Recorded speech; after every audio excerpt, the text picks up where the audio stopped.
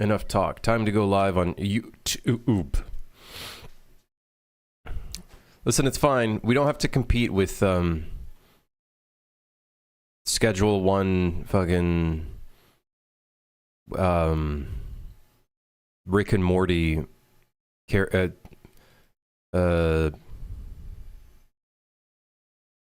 yeah, whatever. 5 push-ups? Guys, my nose is bleeding. You're gonna kill me. I'm gonna die.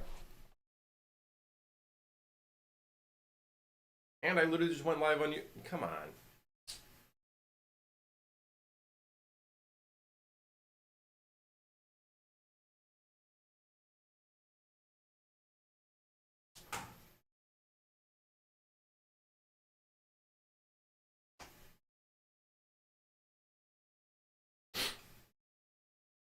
All right. Hold on, let me check if it's working, actually. We're in. I'm in.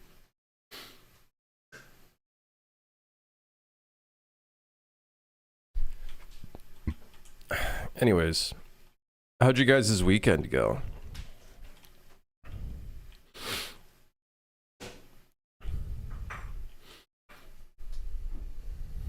How'd it go?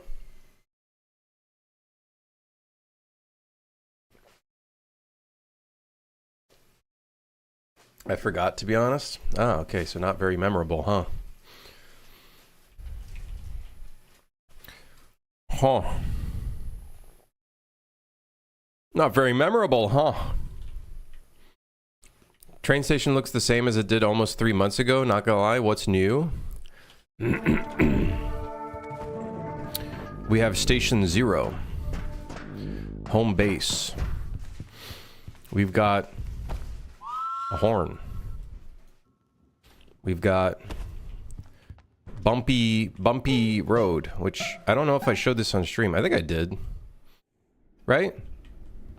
We did this on stream, didn't we? I don't remember.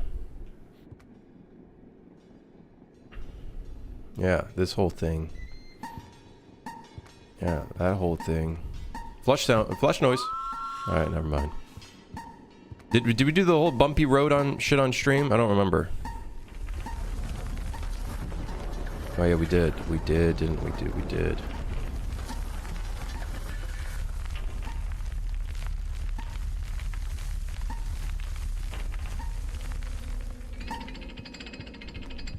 Yeah.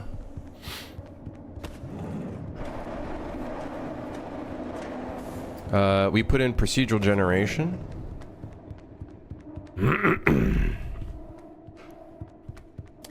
What's next to add? Today we're actually gonna just whip up some screenshots for the Steam page. I wrapped up the video, or at least the first draft of the video. This could be a it's nothing. Yeah, I wrapped up the first draft of the video, which means that I need to get the Steam page up. So yeah, might work on that.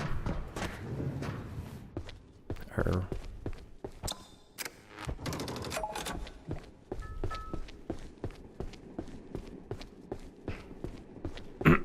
These rooms are boring as fuck. Ah. Sherlock Holmes, I see.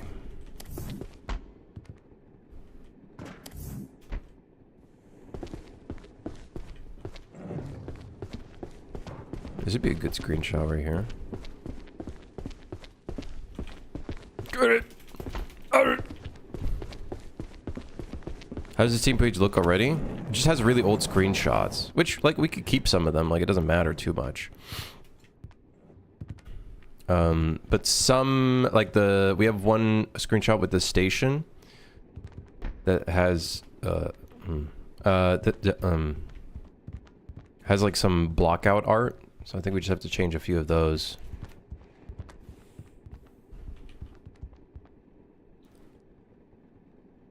Beep, beep, beep, beep, beep, beep, beep, beep.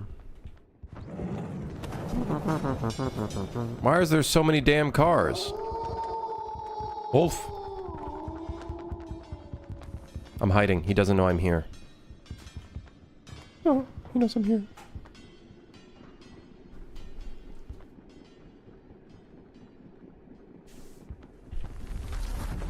Uh-oh. Oh wait, the shaking isn't happening. Why is the camera shake not happening?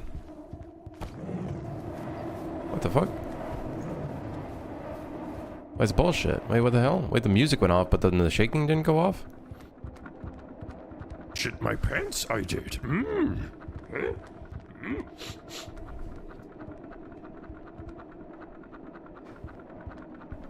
I missed my streak because I didn't open Twitch for like 2 months. Ray, thank you for the Prime, man.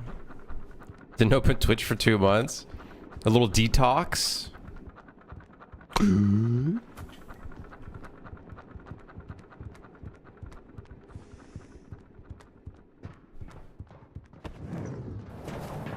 Please tell me there's a pathway. There's no pathway.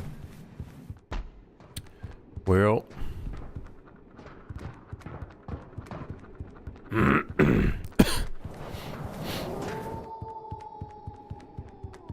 Guys.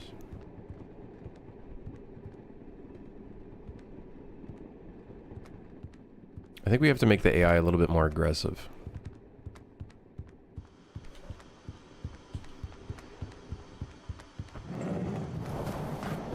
I'm on track for my 365 days on Twitch in my recap.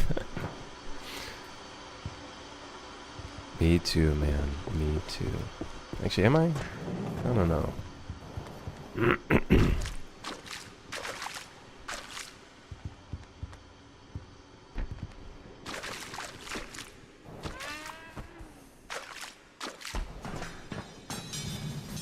Let's see, does the camera shake happen?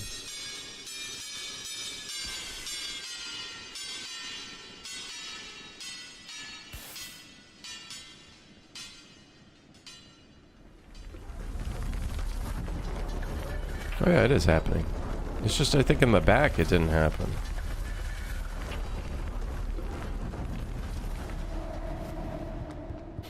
I see. I see, I see.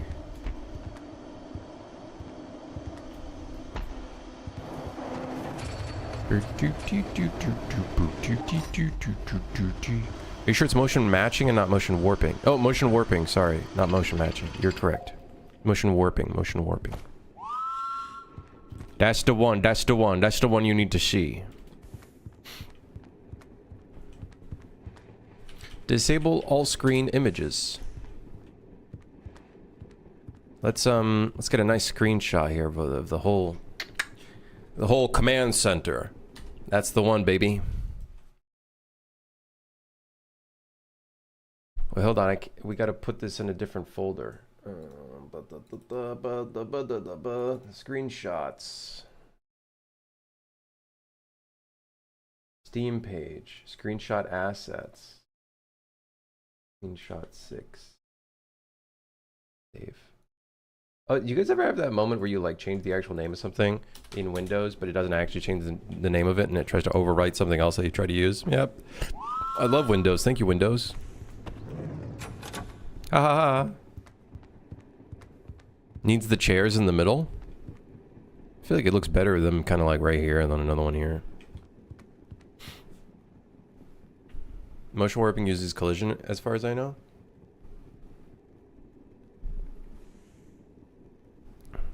I don't think it necessarily needs to use collision. In Superhire, we temporarily disable the collision on the player character and the enemy getting executed.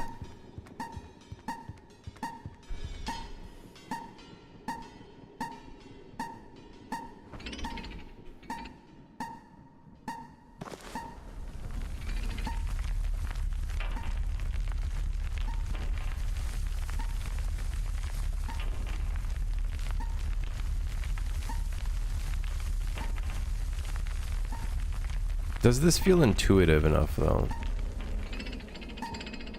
Why is there danger to explode? This is going to cause random things to break. We just haven't added that yet, and it'll slowly take damage, deal damage to the train. It's basically like going over a bumpy track.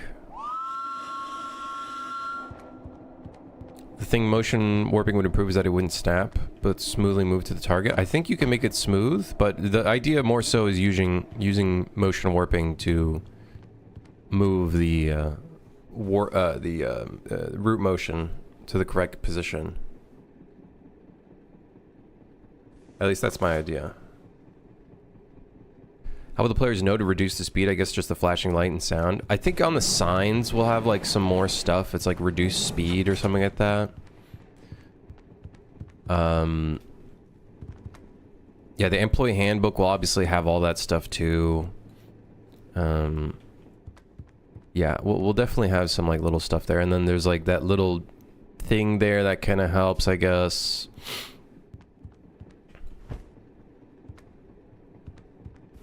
Onboarding should tell them. I kind of want let the players kind of figure out that stuff, especially with like all the different indicators that we have and whatnot. Like I'll definitely put it in the employee handbook, like a section for it. The alarms? No, we're leaving the alarms for when the train explodes.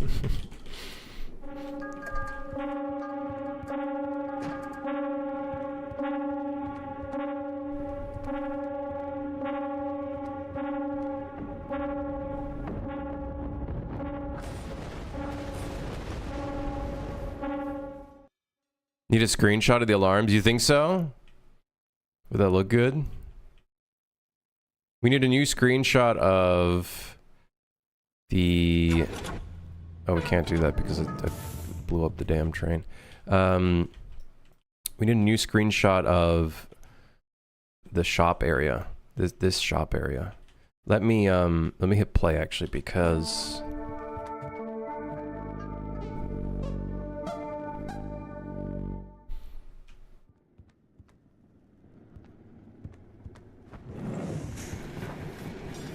Would this be a good screenshot? Let's just take it anyway. Frack it. Put it in the pile. Put it in the pile.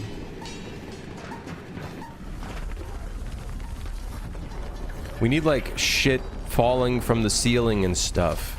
Bunch of random particle effects and stuff. You know what I mean? It needs to get real... Needs to get real fucked up in here. Needs to get real fucked up in here.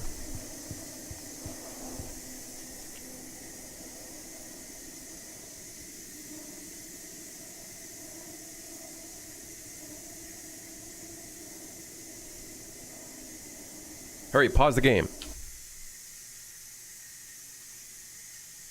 I have an idea.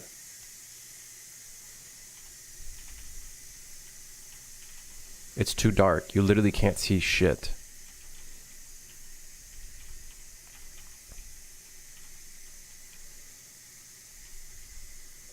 I was thinking this would be a good screenshot, but I'm not so sure anymore. Because it's so dark, dude. I can't see anything. Whatever. Wait, hold on. What if we get out of the train? Okay, and now we pause.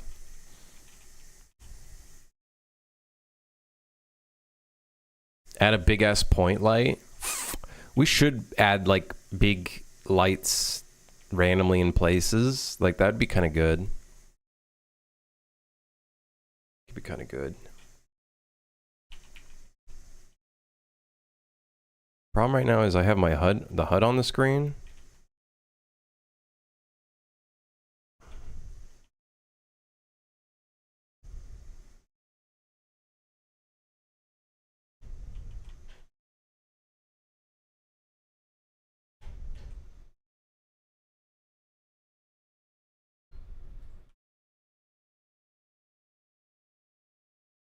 I want to change these things. I really don't like these. The red lights. Them being squares look so ass. I think they need to be circles.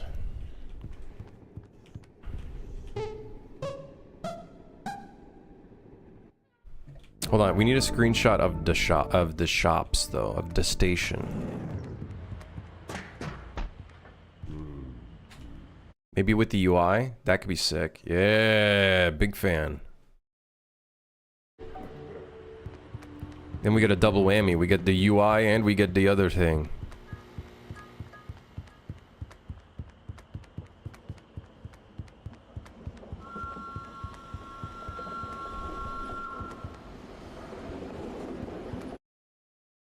Look at us and the screenshot like that would be cool. Let me see, Ray. What you got? What you got? What you got? What you cooking? What you cooking?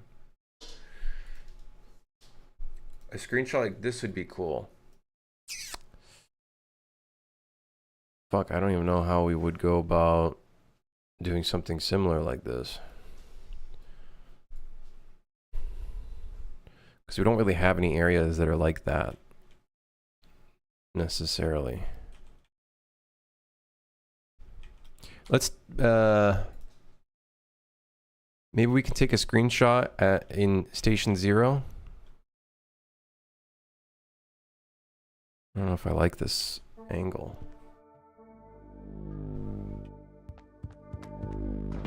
Here, I'm gonna have the player character running. Pause. I was hoping I could pause earlier, but because I held shift, I cannot do it because I held shift.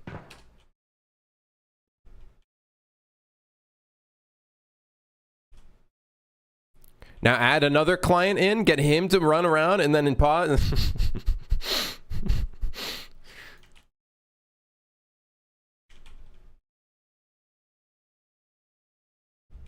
There's a couple blockout buildings in the back there, but fuck it. I wish I could remove the HUD from this though. Maybe I can high res shot. That should. Oh, I gotta put the resolution. Let's see here.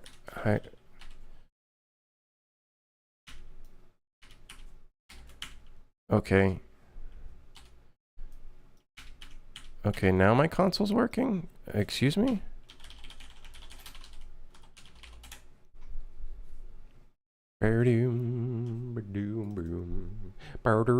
Yeah, no HUD. Yeah. Oh yeah. Should I like do a much higher resolution screenshot? And then we can downsample it? High res shot 2. It should give me a 2x resolution screenshot. A lot more pixels. Sir, he does not have an ass. What did that even render at? Apparently 2x? Oh, it rendered at 5,000 pixels by 2,700. All right. Bit of sound.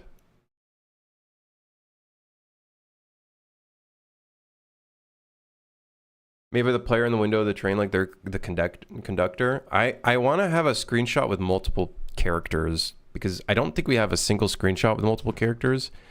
And I feel like that's kind of a stupid. Wait, what do you mean there's another screenshot? I took another screenshot. I didn't mean to do that. That's kind of a cool screenshot. Ah, shit. Wait. That's a cool one. I kind of like... Divide by 0, divide by 0, divide by 0. Okay, hold on. God, I wish I could have a character just like walking. And then, why are there so many divide by zeros? What do you want from me? Route tracker? What are you doing? Divide double double? What is this, Tim Hortons? Motherfucker, what do you mean divide double double? Okay, hold on.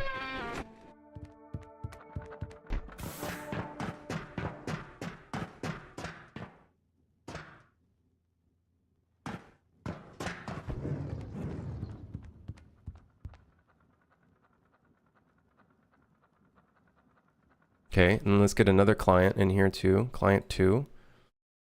Client 2 can carry the box. Okay, now we pause. Then we go to this screen, and then we eject. And now we got 3 of these motherfuckers. Ideally, this guy should be running. But unfortunately, we don't got that in the budget. That ain't in the budget.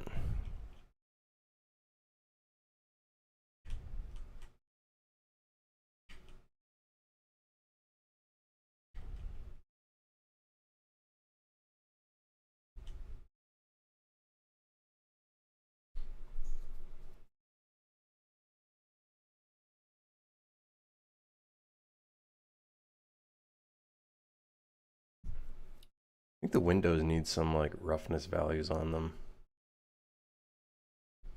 Yeah. I think that would really look really good. But whatever. Alright, well, that's something.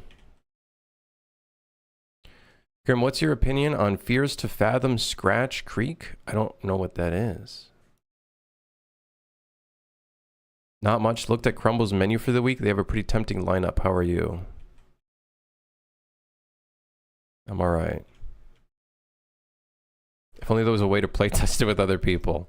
It's not ready yet, guys. The game's not ready yet. It's not ready yet. Not ready yet.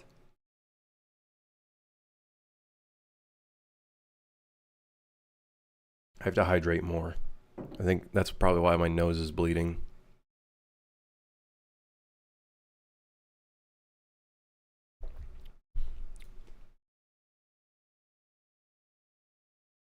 You wouldn't hear knows what I'm talking about? Fears to Fathom? Fears to Fathom? Oh, this guy. He makes a bunch of, Yeah. You guys mentioned it a while back. Yeah, it looks good visually. It looks crazy good. How to remove interface, during photo, how do you hide your image or take a screenshot without it?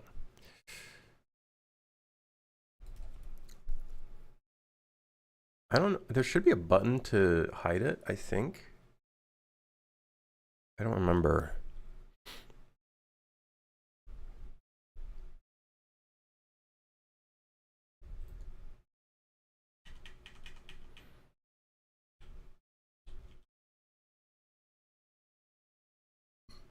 I think you just you don't move and then it does it. I don't think there's necessarily a way of hiding it.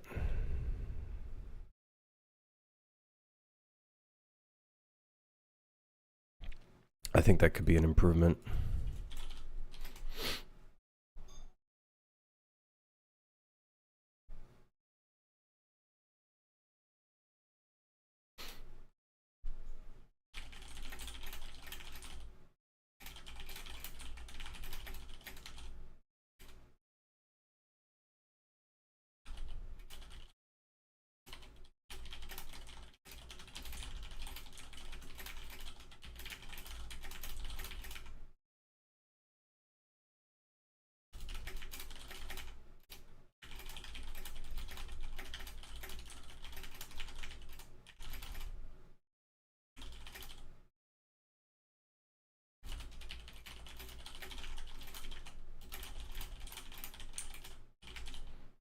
Only way to hide the interface is to just stop inputs. You know, bit of a bad design mine is not putting a manual way to hide it. So.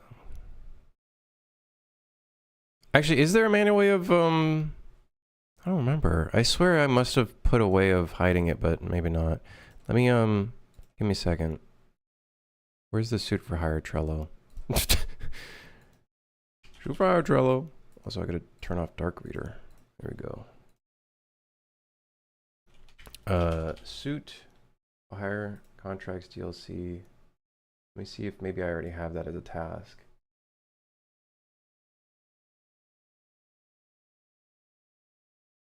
No. Hide UI in photo mode button. All right. I put that on the list.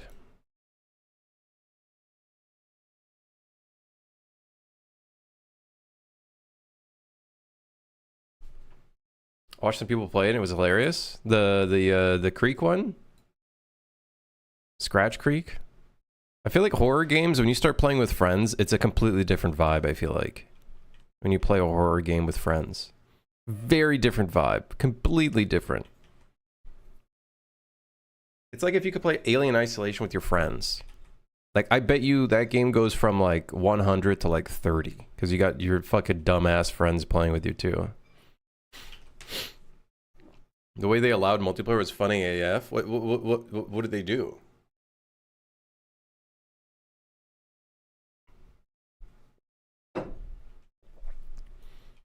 The right amount of jank and voice proximity.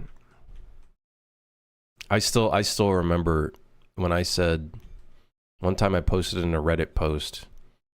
I was like, bugs and glitches sometimes can be really fun. I got downvoted really fucking hard for that.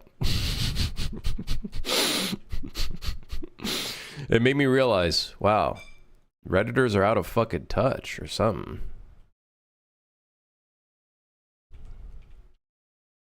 They split the players up in some sections too to create suspense. Damn, that's cool. I gotta look into that game because the visuals look really, really good.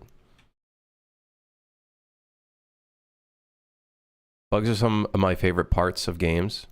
I've never met a Redditor in real life. I'm right here. I guess we're not in real life, huh? I'm still in your screen. No, I don't really go on Reddit all that much anymore. I just realized how stupid it is. Twitter too. I've stopped scrolling through Twitter, and I just scrolled through Twitter earlier today just to post something, and I was like, what the fuck? What the fuck are these people talking about, man? Go outside. Breathe some fresh air. Stop what you're doing. Get some help. Get help. Okay, so here's the Steam page currently. I'll show you guys what the Steam page looks like currently. We need to update some of the screenshots because they're very old. For example, this one. We need a replacement for this one. Okay. And then this one, I think is okay. Actually, no, we need a new screenshot for this one. I think society's slowly realizing that posting opinions online is a stupid idea. I don't know if that's necessarily the case, but...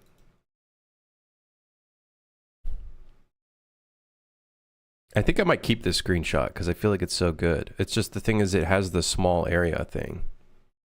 It has the small train, but I think this is honestly like a really good mood one.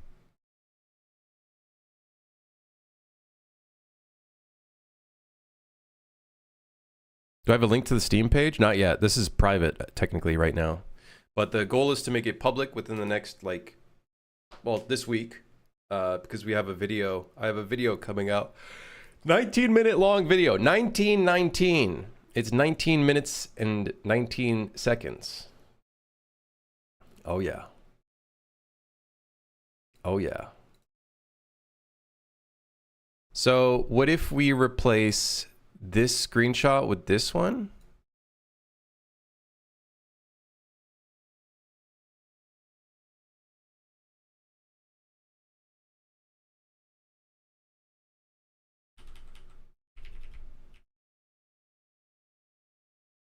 There's not much to really show here. Like, there's not much there.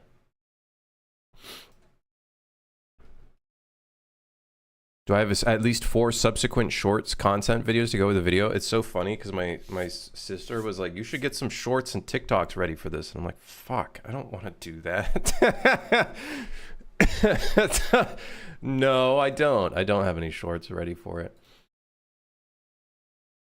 Twitch subs see it early. Do you guys want me to show you the draft? It's 19 minutes long.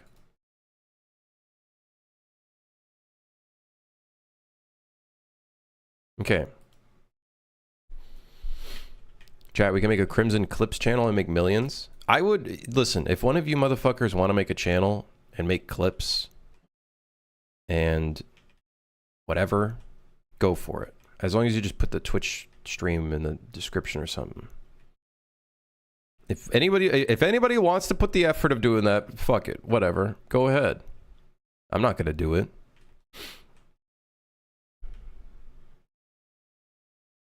I find it sad AF that motherfuckers literally need to have TikToks and shorts ready to catch people's attention. Do you guys want to see how many? Hold on, maybe I have a picture of it somewhere. You guys want to see how many cuts there are that I had to do in this fucking video? I don't know if I have a screenshot of it. Do I have a screenshot of it somewhere? I think this is like an early screenshot of it. Oh yeah, this is an early screenshot of it. That's an early screenshot. This was when I was halfway. I cut out a bunch of part. There was a huge section where I talked about like how I learned procedural generation. I think I'm gonna probably just leave that for a different video. So I cut out a bunch of that. It used to be 22 minutes long. Now it's 19 minutes long. Anyways, let's get another screenshot of the train monitoring system, but with faults on the screen. I think that'd be a good screenshot. Crimmage of the Day revival. Oh god.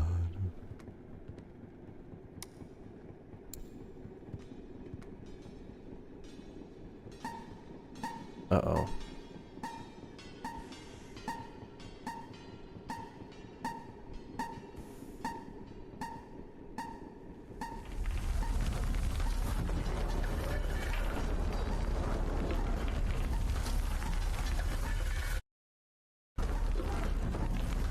What did people do before TikToks and shorts? 10-minute videos? I love how it went from like...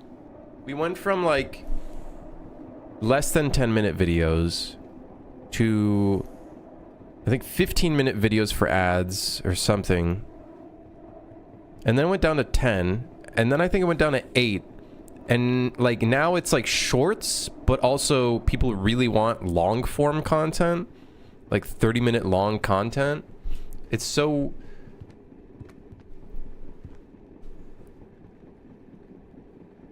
YouTube's changing how views work? Wait, what do you mean? Are you saying that they're going to be working based off of like impressions? Or...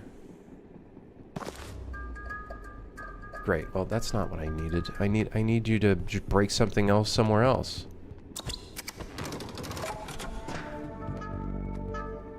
Anyone who clicks on a video counts as a view no matter the watch time. But I'm pretty sure watch time is what matters anyways, not views. So...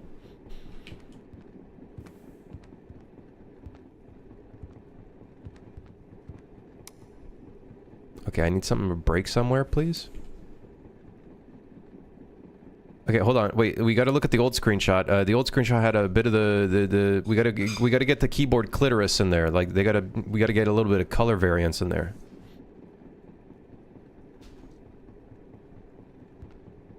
I cheated with Photoshop and lined up the speed warning passing by in the window to your right, plus the warnings to your channel. Yeah, I was literally thinking of that when I saw that. I was like, ooh, that'd be kind of cool. We should put that in there. Okay, we got it. Now, you can't do that in Affinity. I fucking hate Affinity. No.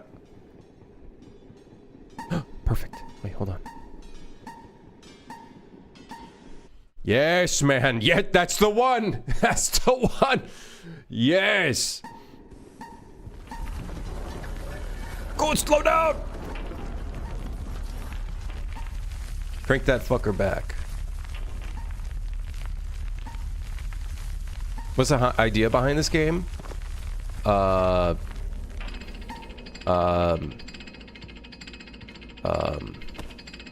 Keep train going. Don't die. Don't let train explode. Do not turn into a cucumber. That should be a thing. The cucumber debuff.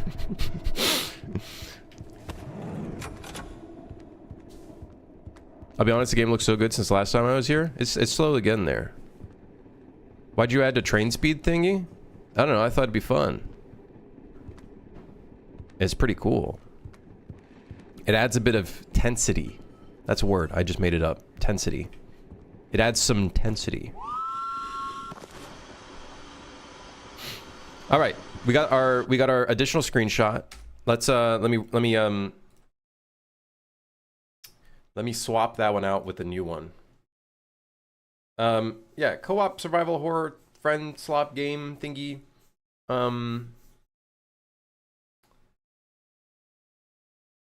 Yeah. Is this a good screenshot? I don't know. I don't think I like it.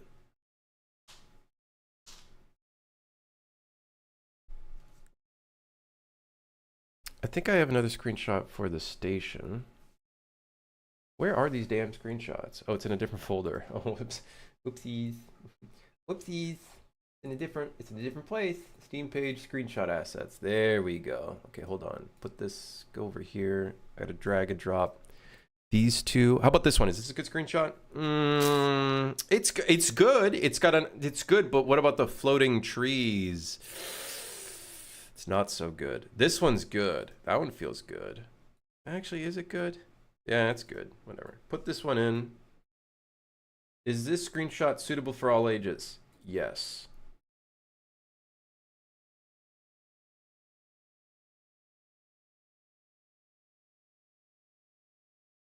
Have I ever had crumble? No, I refuse to have that fucking shit food. I don't even know if I could call it food. Actually, no, I'm gonna call it chemicals. I'm gonna call it chemicals, because that shit's like not meant to be ingested. That shit's not meant to be ingested. Wait, I uploaded it, but it didn't upload? Excuse me? Excuse me, where is my screenshot asset? What the fuck? Where did that upload? Wait, where did that actually go? It says it's uploaded as a screenshot, yes. Did it fail?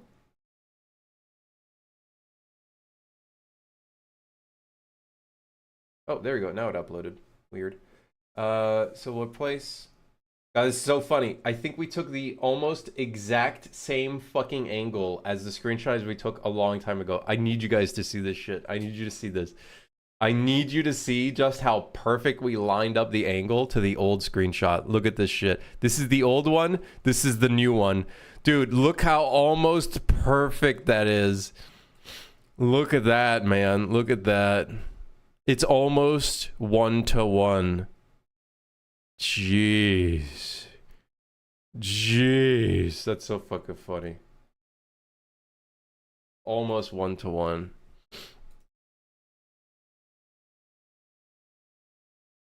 Okay, so we'll delete the old one. We have another one here that's going to replace the computer screen. Okay, suitable for all ages. Yes, upload. I hit the upload button. That's a good picture for a progress video. I agree. Yeah, I agree.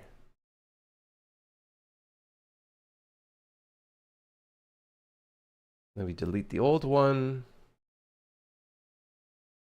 Okay. What are some other screenshots we need to replace? The library, I think we could take a new replacement screenshot for that one. For sure.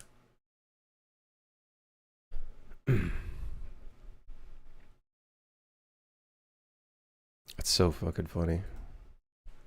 Alright, so now it looks like this. So now we got to replace this one. This is good. Looks really good. I like it. I like it. Who made the super hard capsule art? A good friend of mine. A good friend of mine did.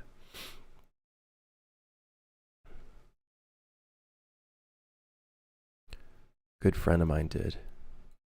I think I have his socials somewhere. I have to find his like link. So if anybody wants to commission him for anything, then yeah.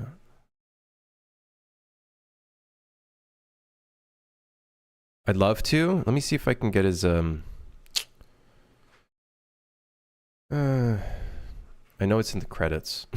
Let me get the link. Let me get the exact link. Nope, that's not the button I meant to press. There we go. Oh my god, he changed his Instagram! This motherfucker.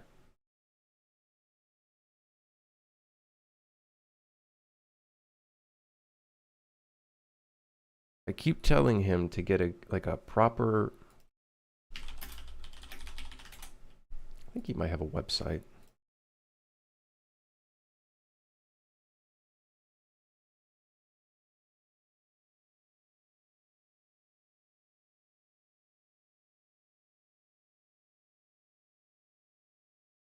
Okay, wait.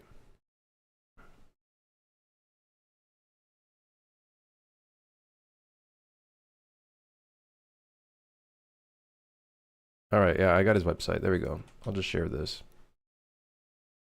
There you go. Sorry to be a pain. No, not at all. I'm more than happy to get him some attention in his direction.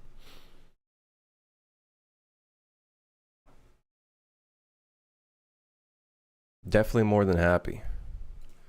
I'll let him know as well, so he keeps an eye on his email.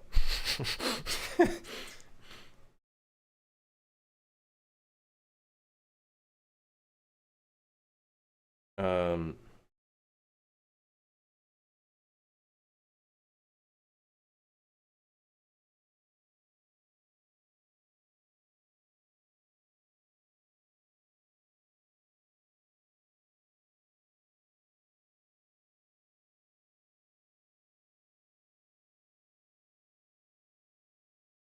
All right. Yeah. Am I gonna get employed at Valve? Why would I get employed at Valve?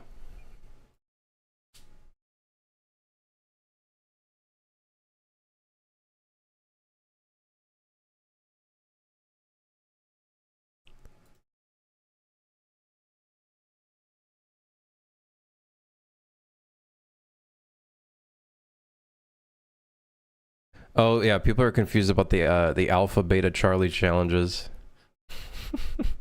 Because they're targets rather than actual enemies. I should get like a picture of enemies, like a 2D picture, and like slap them on the metal targets. That'd be a good idea.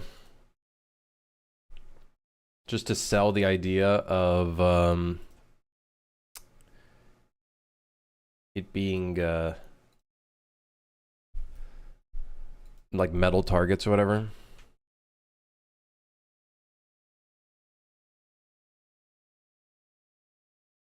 Hughes is my last name. Might be long lost brother.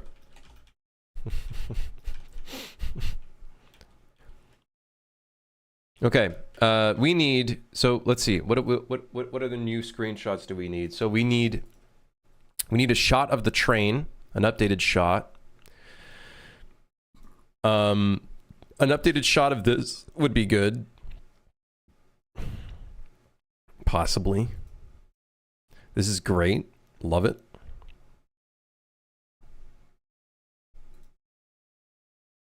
This I think is fine.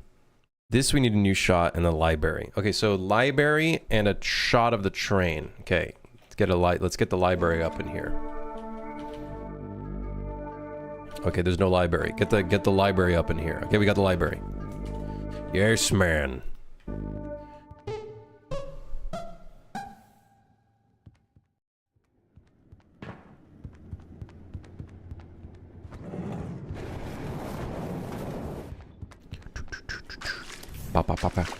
Oh, we should get a screenshot in here actually. This could be a good place to take a screenshot.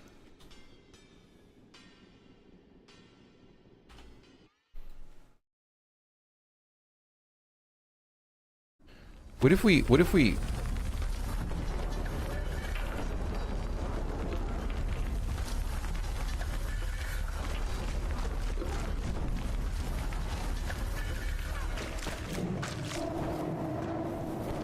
drop a glow stick or two to switch up the lighting? That could be good too.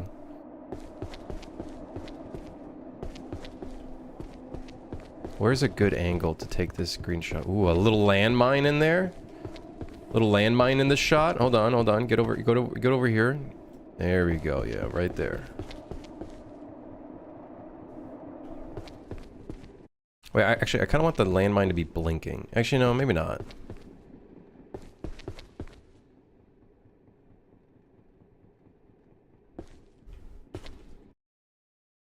God, I gotta fix the ceiling. Why does the ceiling look like ass?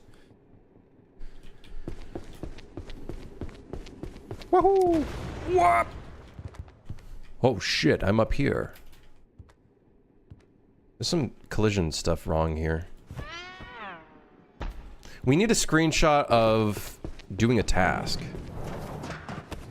I think that'd be a good idea. We don't have any screenshots of any of the tasks.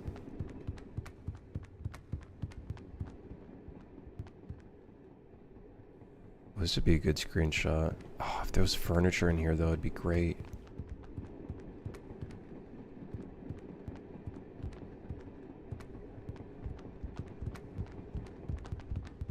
He doesn't look creepy enough, though. Whoa!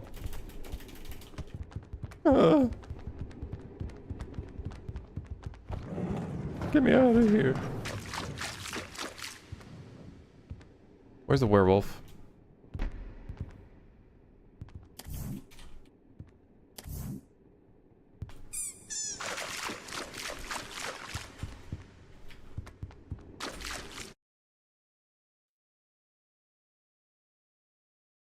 I'm taking just a bunch of random screenshots.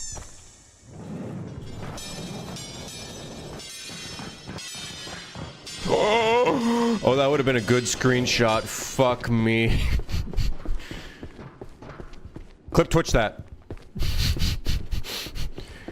Wait, no, not clip Twitch that. Twitch clip that. Fuck. Oh, shit. Whatever, man. It's too late.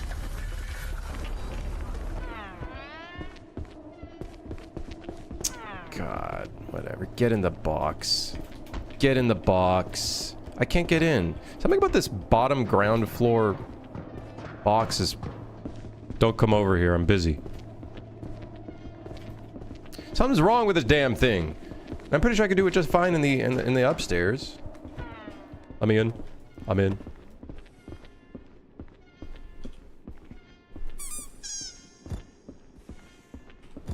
This is my house now. Ow! Ugh.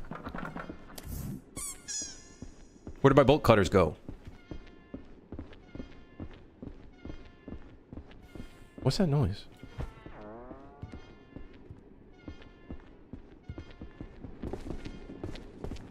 The door is inside of itself.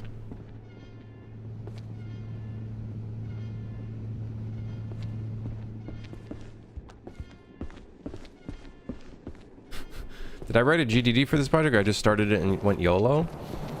I stuck to, like, specific design pillars, and then I just YOLO'd it. I really think GDDs are kind of just overrated. Game looks interesting. It's getting there. It's getting there. Don't come through. Don't come through. Don't come through. Oh, oh, shit. Oh, shit.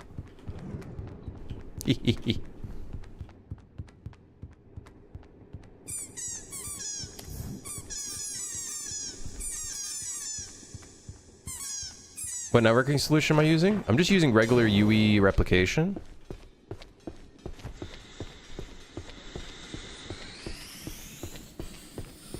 I think we need an indicator on this thing that shows how much battery you have left in it.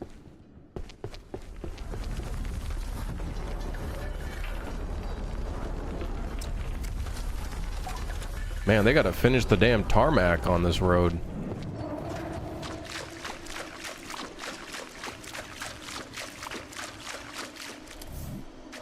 I think GDDs are good to do if you're in a team that all works on the game full time. Yeah, a fully fledged GDD in a like a large scale team, but I think even then, going too detailed on a GDD is a bad idea. I think even in a team, I think it's such a the process of game development is such a there's a word I'm looking for. Incremental? No, it's a basically the concept of you build on top of what you're building and you see how it goes as you go through it. I used to use the word iterative. There you go. Thank you. Thank you. Iterative. It's an iterative process.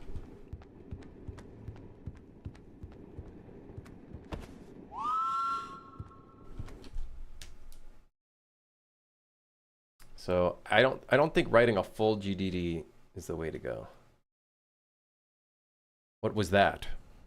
Is this the wolf? Yes, dude. Yes. Oh, but shit, I can't take a screenshot because it's my fucking Twitch stream. What am I gonna do? With the fucking Twitch stream on the damn Steam page. No, damn it. It's not even, we can't even clip it because...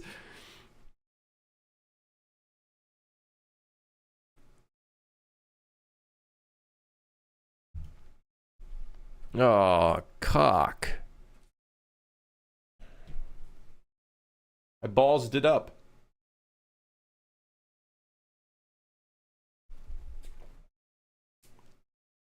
You can zoom in a little? Yeah, but then it's gonna be so pixelated. That's a cool little moment right there, though. That's a cool looking little moment, I gotta say.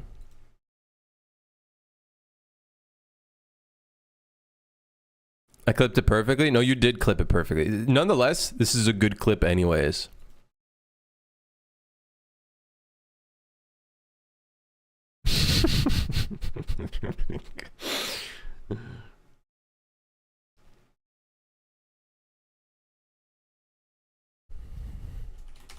Okay, I think we got a couple screenshots. I think. We got this one. Got this. What the fuck is this? No, I don't think so. Do I use the rubber ducky one? Or do we use this one?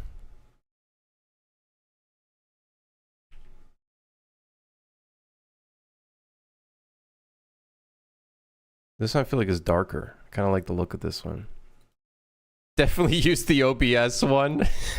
I don't know what happened. It did a full screen thing. You could use it as a short. I think I will probably use it as a short. So thank you for the clip. Good clip. Good clip. I feel like this is a good shot. I don't know if I like the lighting very much though. And also like some of the items are like not in the right positioning. We gotta fix that. We gotta fix that whole thing.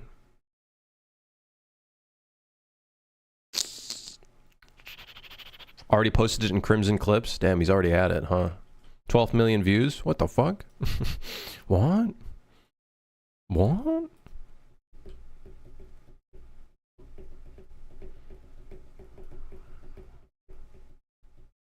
You know why I think this is the perfect shot? This little guy right here. Completely unintended mecha chameleon motherfucker.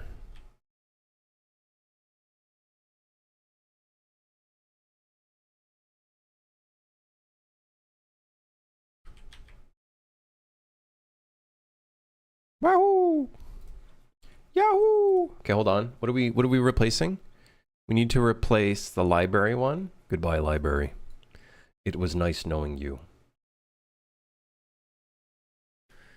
We need to although, dude, I gotta say, I do prefer the lighting of this one over this one. God, I do prefer this lighting a lot more.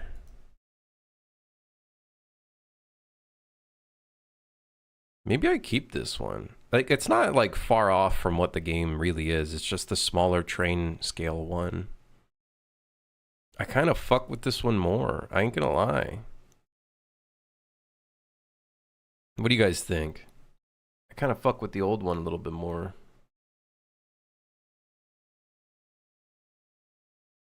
What's up with the roof on the new picture in the library?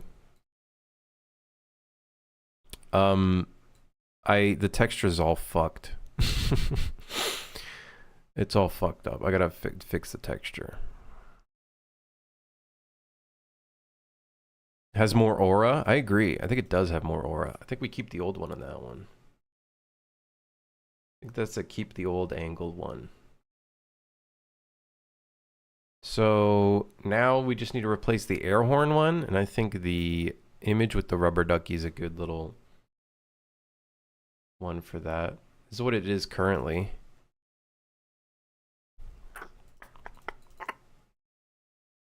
Kind of like the air horn though. Shit, man. Shit, man. Shit, man.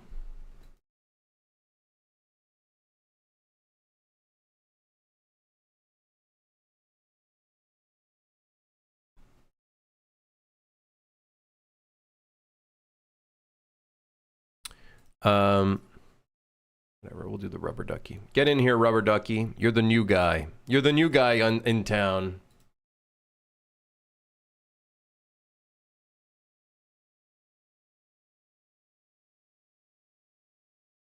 The new guy in town.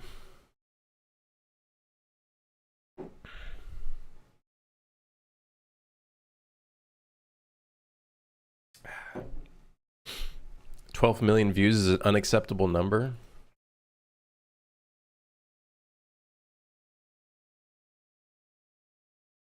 me when I work at whatever Ludwig's company is.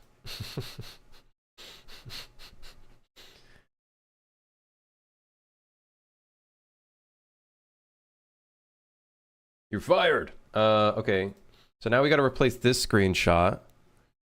I like the idea of carrying a suitcase or briefcase, whatever. What's the song name? It's called "Are We There Yet" by Jakal.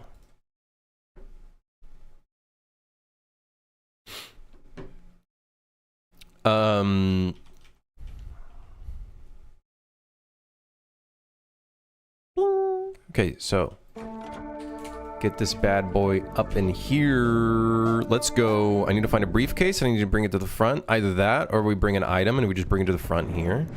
But I think a briefcase would be good. So bring a briefcase to the front. Find a briefcase. That's the first thing we need to do. And then bring it to the front. And don't die.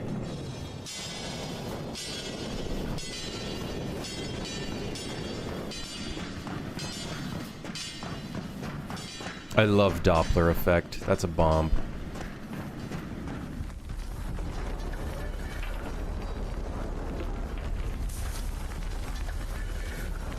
That's a landmine.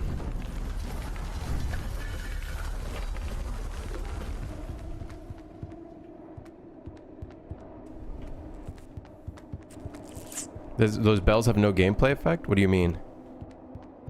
When the train is shaking at full speed, it will cause damage to the train and stuff.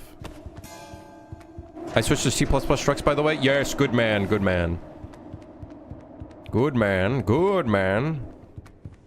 Alright, I can't find a briefcase. I have, however, found the tube. Send me in. I'm in. Unlucky for me, I cannot force spawn so I guess I'm just gonna carry this phone. And this is gonna be the screenshot. That's the one, baby.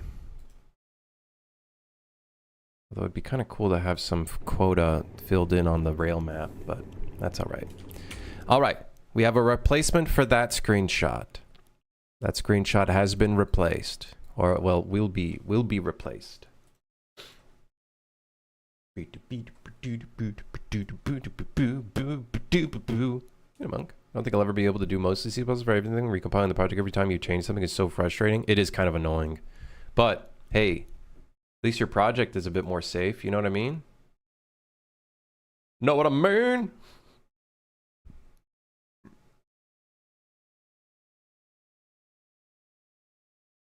Okay, we just have one last screenshot to change up, which is the one showing the train in all of its glory. However, problem is, we don't have enough lights, which is really concerning. Also, the train is big on the backside and it looks kind of weird.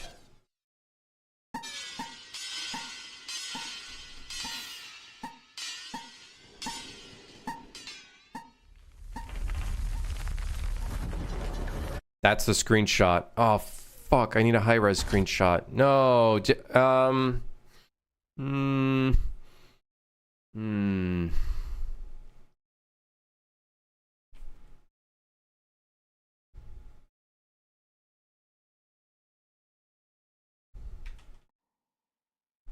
We really need the larger scale, like, train, because it looks really weird having the big, big backside and everything. Fuck it though, we ball. High res shot 2x. Let's see if we can use. Let's see if we can use. If we can even use these like big, large scale screenshots in here, or do we use this? Like, do we use this screenshot or this screenshot that shows all the different characters and shows the train? That's the only screenshot that shows the outside of the train.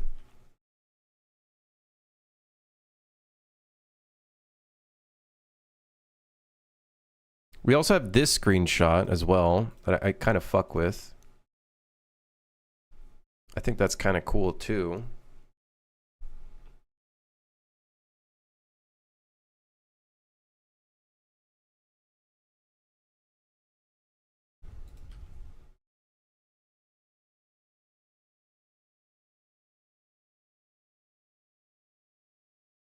The train station one? Is that a good one? Where even is that? Where did I put that? Oh, right here.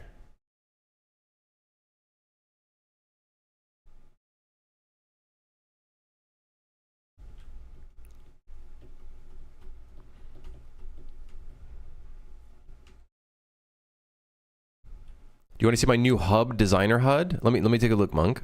Show it to me.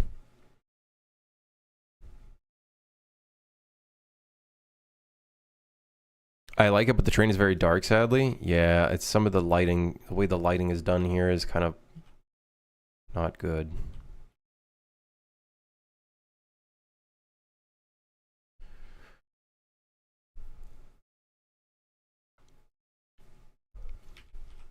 Yeah, I think the screenshot looks a little better. I also like the different characters being in here.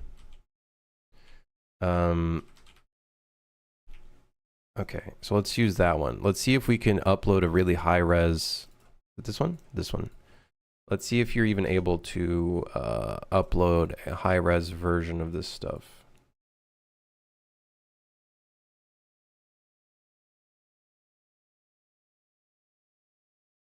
Oh yeah. Oh, that's funny.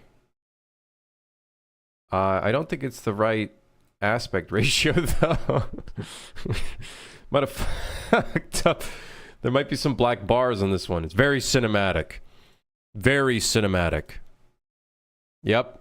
There's black bars. Oh, shit. Oh, shit. Oh, well, we're gonna have to edit that one.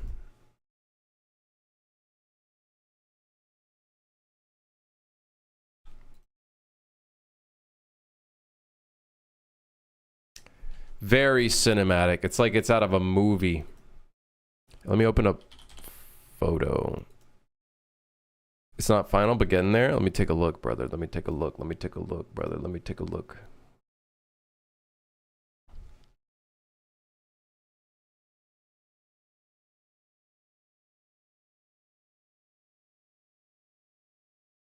Why is it so... Oh, there we go.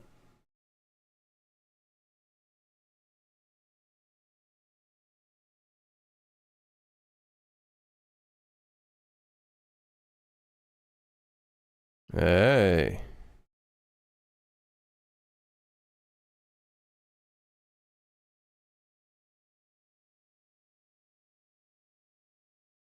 Looking good.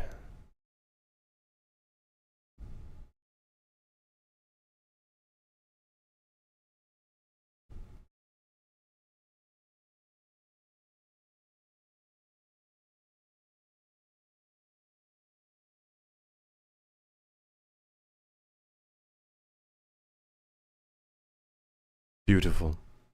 Modern art. I love it. It looks good, dude. Hell yeah. Hell yeah, dude.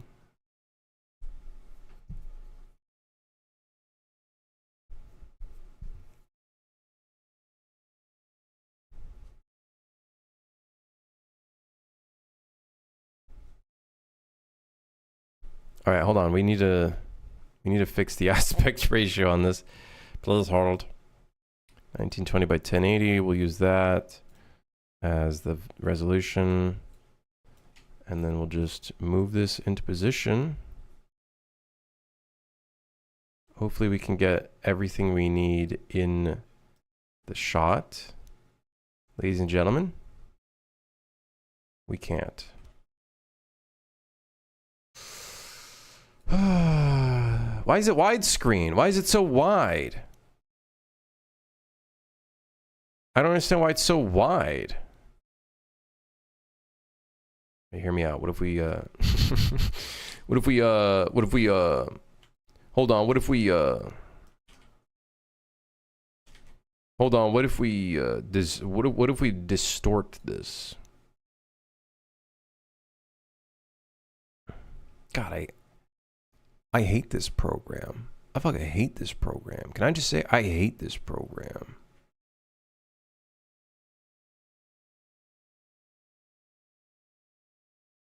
Shrink both sides? Yes, man. No, I was thinking we could do a distortion effect, but I can't do that in this piece of shit program. Arrange, filter, no, arrange, maybe edit.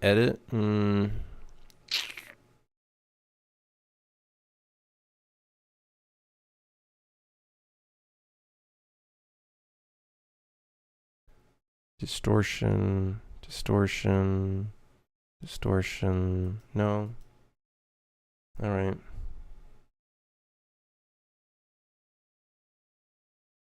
I didn't even care anyways.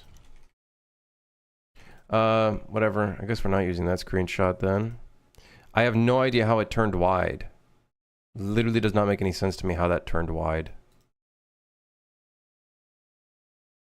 I guess we're using this one then.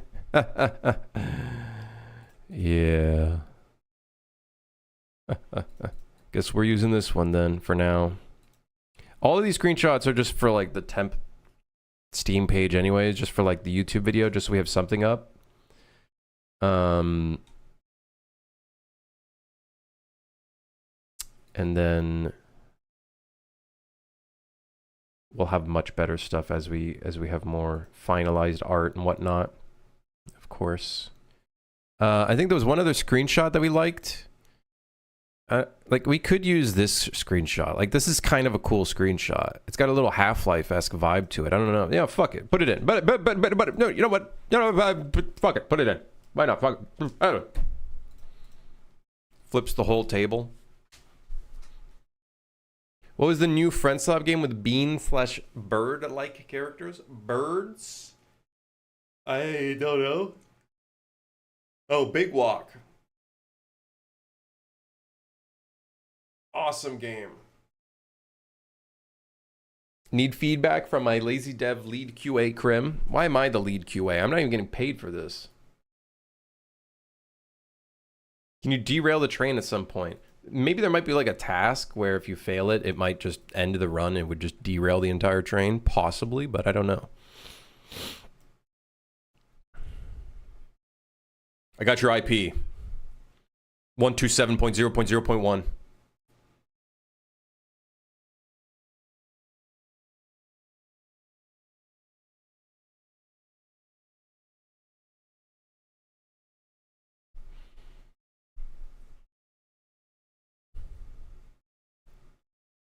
Oh, it synced the music. Very cool.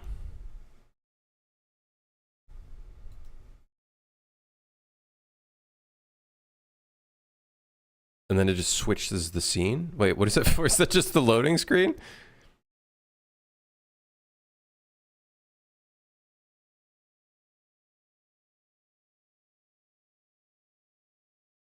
Um...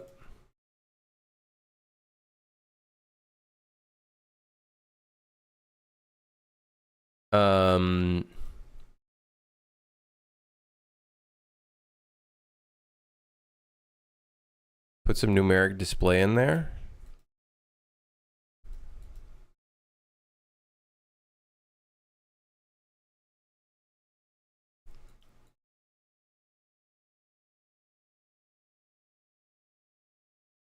Oh, old school demo. Okay. I guess as long as you show that it's like low, it's a bit, it feels a bit out of place for the type of game that you're making, but let him cook. Maybe just a little like fade in transition or something would feel really good because it feels just really like out of nowhere, the transition between game and loading screen. But that's like a polished thing. I just don't really I don't know. I guess it's your thing at the end of the day, right? But the correlation between this, and then this is a bit a bit jarring. The changes.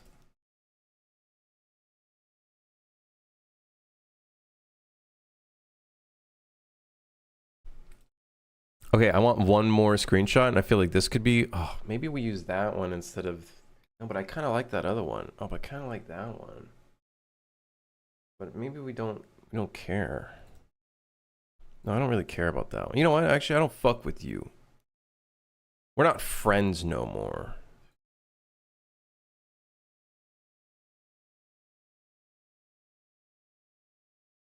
All right, that's good. I think that's good on screenshots. I feel like it's pretty good. Let me show you guys. Give me a second. Let me save. Saving changes.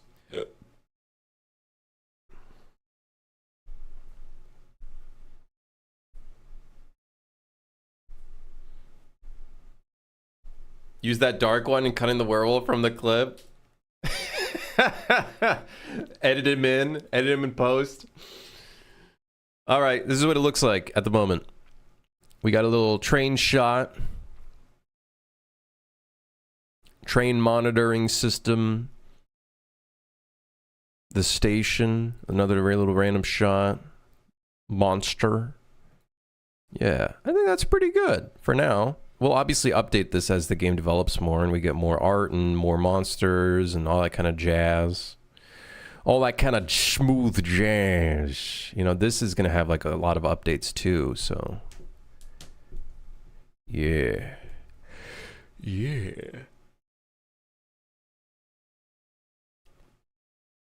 Oakley dokely. I think that is ready. We could put a little like video in. Like a short 30-second clip of shit happening. Not necessarily a trailer, but like a short clip of random things occurring. Like we could do that. We could do that. We could be done. You can make the page public now. Not make the page public right now. It should be a multiplayer clip. God, we got to do playtesting for that though, and we're not there yet. We're not there yet, man. We're not there yet.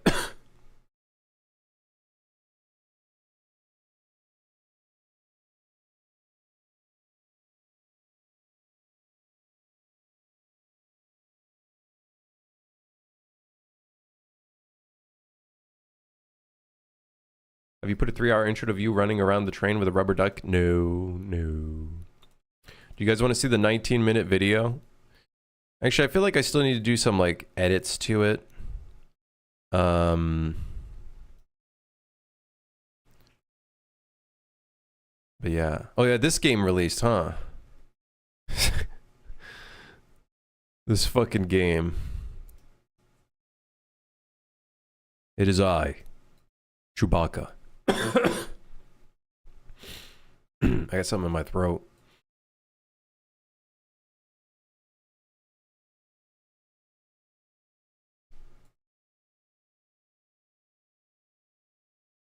If you watch it, we can give criticism before you drop it. The thing is, I don't know if I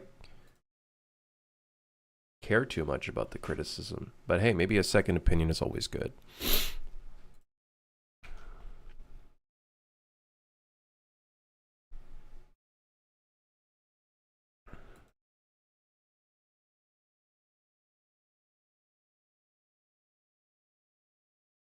After hearing all that Steam support glazing for years and now receiving an answer for my question about Steamworks, that's just an, I don't know, ask somebody else is a bit disappointing. What was the question that you sent them, Skyfer? I haven't had any bad experiences with Steam support yet.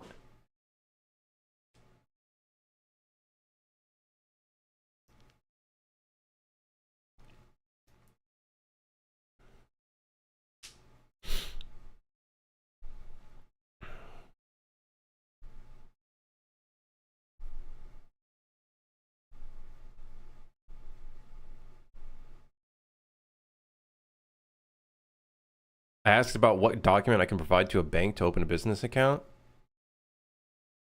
Yeah, that kind of is an accountant question. That is kind of an accountant question. I don't think that's necessarily a Steamworks question. To be fair to Steam, to be fair to Valve and Steam, that is definitely an accountant question. Or you go to the bank and ask them what kind of documents is required. They should know. Well, The thing is, if they give you an answer, they could be legally liable. So that's the reason why you usually have an accountant. And additionally, depending on the country, there's different processes.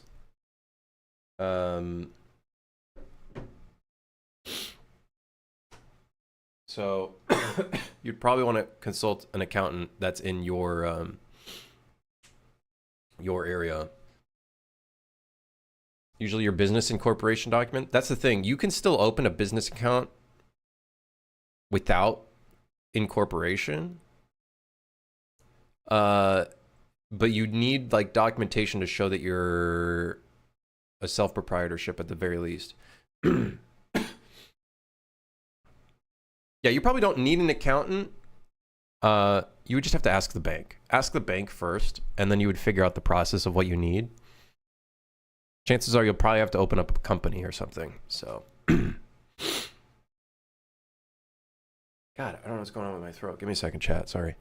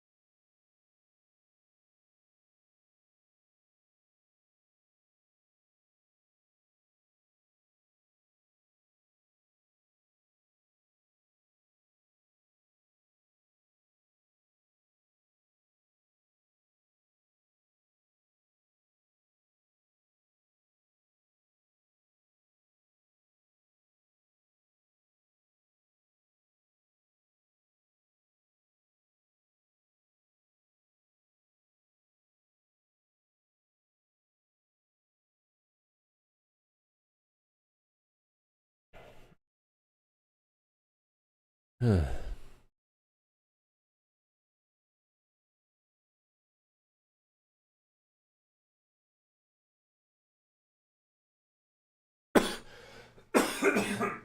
don't know what's going on, man. What the fuck?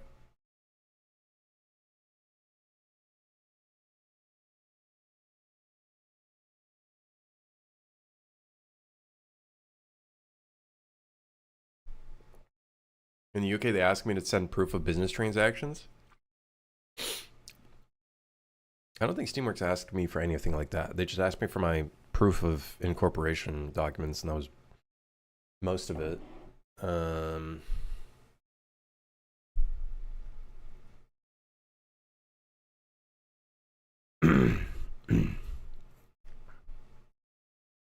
Yeah. Opening a bank account was a fucking process, though.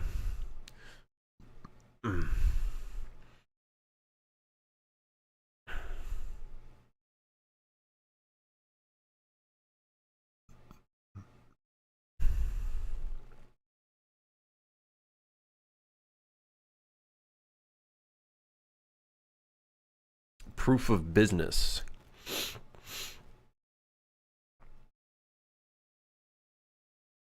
Yeah, no, but I do think that's probably something to speak with the bank. Unless it's like yeah, if you're not a citizen, that might suck, but I would just go to the bank and determine what kind of things are needed to get it opened up.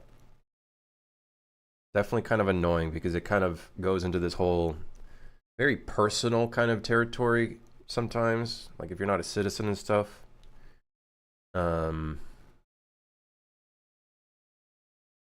But I would just check what the process is. Now that's the only option? Yeah. That's why Steam kind of gave you that answer. Is whenever it comes to anything like doing your taxes or any sort of you opening your bank account, stuff like that, they can't really help you with that. If it's anything in relation to you have a bank account, but you need to set it up on Steam, they're pretty helpful with that kind of stuff, I feel like. Are we watching the 19-minute video? Do you guys want to watch the draft one? Draft one. Draft one, draft one, draft one. Go make a coffee or something? Do you guys want me to go make a coffee? Okay, I can go make a coffee. I'm almost, I think I just finished my coffee. I'm down for coffee too. Coffee too?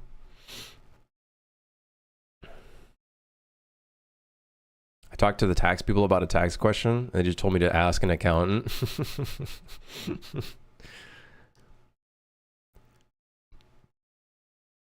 Where's the video? Oh, there it is. It's in the other folder.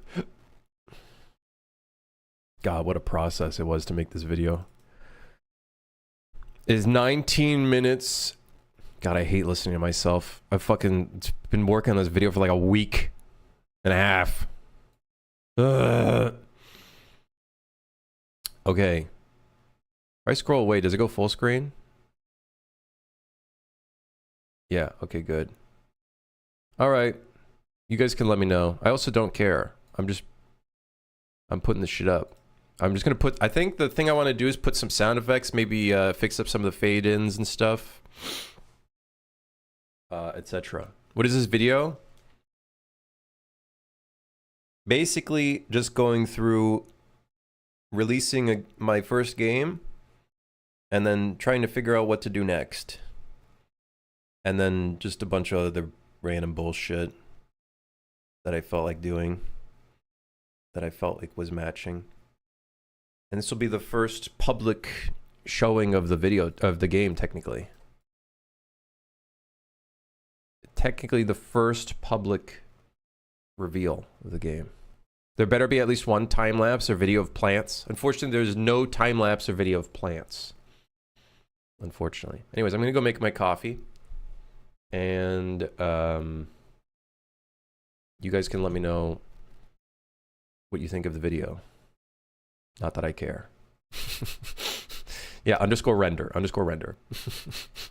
It is indeed the _render. It's not even _draft1 anymore. It's _render. Oh, yeah. All right, I'll be right back. Wait, hold on. It took over 5 years and many game dev attempts to get to this point, going from fantasy MMORPGs to some cyberpunk roguelite to this. A simple game jam turned into a Steam early access release, which then turned into a third-person shooter?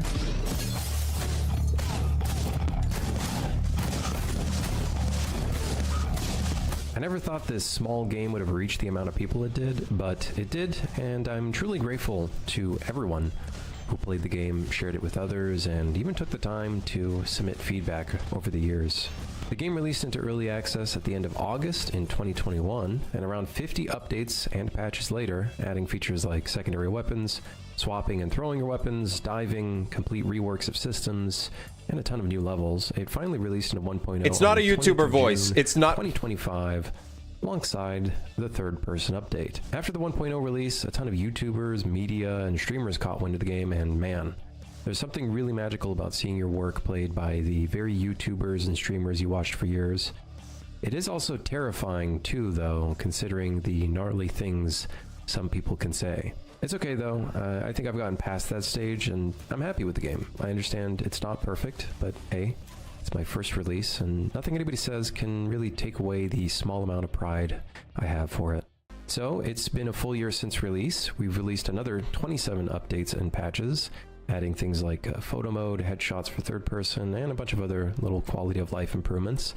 I'm also planning and working on a roguelike mode for a DLC, alongside a free update, and hopefully I'll have more details on that in the future. Now, well, now what? The game felt like it was in a good position to finally come up with what Game 2 could be. So I started coming up with some different written ideas, doing research on the current game market, and trying to come up with something that aligned well with my own interests, but could also do well financially. At the end of the day, this is my full-time career now, thanks to Suit for Hire's success. I do have to take into consideration being able to afford food, and trust me, food in Canada isn't exactly cheap right now. I could maybe take up one of my past projects and work on that. Maybe the Cyberpunk roguelite. By the way, hold on. Before I continue, I'm really happy with this shot. I think this looks cool. This looks like a video game. Anyway, sorry. Take up one of my past projects and work on that. Maybe the Cyberpunk roguelite, Ronin.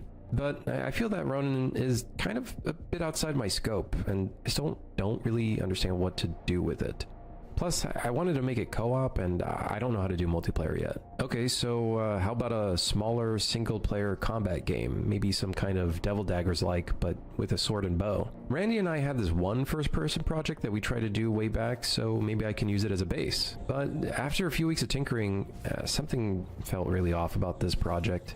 It felt like I was trying to keep a low scope, but it still felt like a huge undertaking. It's almost like after 5 years of working on a game, starting a new project from the bottom feels nearly impossible. Trying to learn C++ and the gameplay ability system, also trying to make a bunch of abilities and modifiers that the player could unlock, all the while adapting to UE5's new features. It just felt like a lot to do. I'm at a stage where unfortunately I have this little tugging feeling in the back of my mind telling me that replayability is the most important thing, and long hours of content or bust. Feels really unhealthy, and honestly I'd love to take on a smaller project one day to get away from all of that. One day I'll be confident in my own game design capabilities to just come up with something that's super fun, engaging, and doesn't require a crazy amount of unlocks and noise that in my opinion detracts from the overall experience. Although obviously it depends on the type of game, of course. Some games do it really well. Alright, well, let's toss that back into the pile with the other game projects.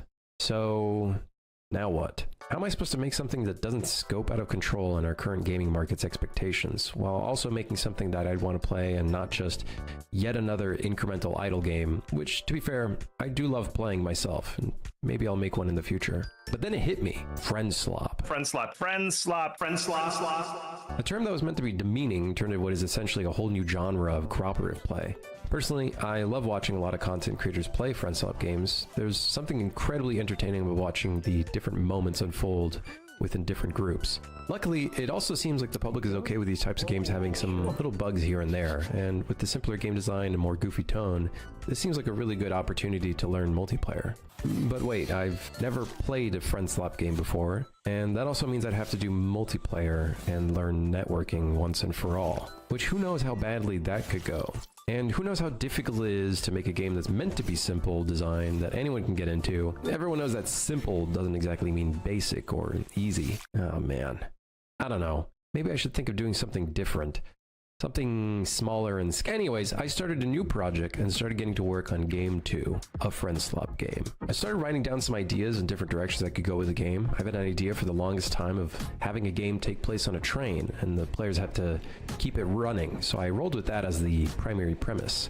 Then I had two design options to roll with that had different tech challenges. The first idea involved the players on a train in a procedurally generated terrain, with the train moving around and stuff, having to keep the train running while hopping off occasionally to pick up supplies, running away from monsters and wildlife, all the while, that kind of stuff. Kind of like The Long Drive, but on rails. The long rail. But unfortunately, I never learned procedural generation before, let alone a whole terrain. Plus, I've already got a lot of tech challenges ahead of me with multiplayer being a factor and all, and adding a moving train doesn't seem fun. Plus, tech challenge aside, this is definitely going to be a game design challenge too. Not only am I making a multiplayer game for the first time, but horror too. Now, not all friend slop games need to be horror, obviously. There's a ton. But I do want to avoid trying to come up with a complex combat system for multiplayer and kind of focus more on interactions with the environment and monsters. Are those free sounds? I think mostly... Boom! Library. I could, of course, do something different than horror, but it felt quite fitting for the second design option. You have to still keep the train running, similar to the prior direction, but this time, most of the gameplay takes place on the massive train, and the exterior environment can just be faked, while the train itself stays still. This seemed like a win in terms of the tech challenges. So, keep the train running and survive. Those are the two pillars I'm sticking to when coming up with any of the design. Monsters roam the train as well, and I came up with this idea that the players are a part of a sort of monster society. So the monsters are actually just the passengers that hate the player's kind. Racism or something. I don't know. There's a bit of Monsters Inc. inspiration sprinkled in there somewhere, but it felt interesting as a backstory. All the while, you're hired by this huge megacorp that owns almost everything. They make the stations, the train, the technology, all of it. They even go as far as only hiring the player's kind because of their disposability and how they can't get hired anywhere else. Sounds a little like, never mind. So, the players have to survive from different kinds of monsters and keep the train running. Okay, how do we do the second part?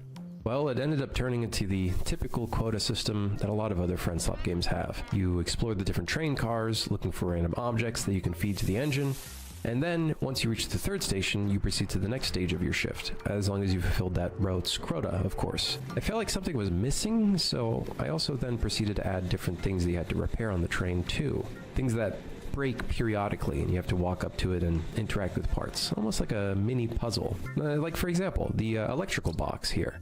You have to put the correct fuse in the right spot, then pull the lever, and this is all done through your own mouse movement, which feels like you're more in control and feels fun. With the valve, you have to spin your mouse to close off any steam leaks. It felt like the right direction to go for this part of the game, almost like Among Us tasks, but it makes it so your space is safer and the train doesn't explode. Oh yeah, if you neglect the repair tasks, the train will explode. Then, as long as the train doesn't explode, between traveling, you can end up at these little stations where you can buy or sell items from these mysterious figures. The problem I had with designing Suit for Hire was a good flow of game intensity. The game suffers from being at the peak of intensity with the constant fighting and no mechanics in between to break it all up. So unfortunately, players do get a bit bored of all the shooting and punching after a bit, and this is apparent in a lot of reviews. This feels like a great way to break up the tension and stress of having to manage the train and survive from monsters, plus a good break in general so players can go to the bathroom or play with random things like this basketball. On top of that, I'd love to scatter some permanent unlocks, secrets, and little unlockables if you saved any items. Like, for example, if you kept a pair of bolt cutters before reaching the station, you can use it to unlock this container in the back to get more items. It feels like a great way to add more variety and depth to what is essentially a very simple friend slot game.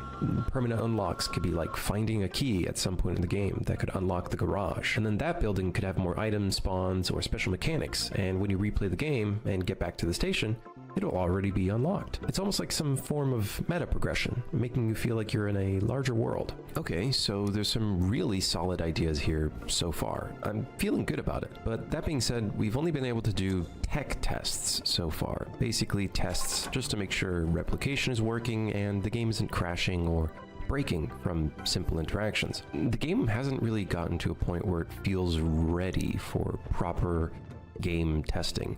And I know that sounds really weird considering I've been working on this for over 6 months now, and a lot of developers will tell you to test early and test often, which I 100% agree with.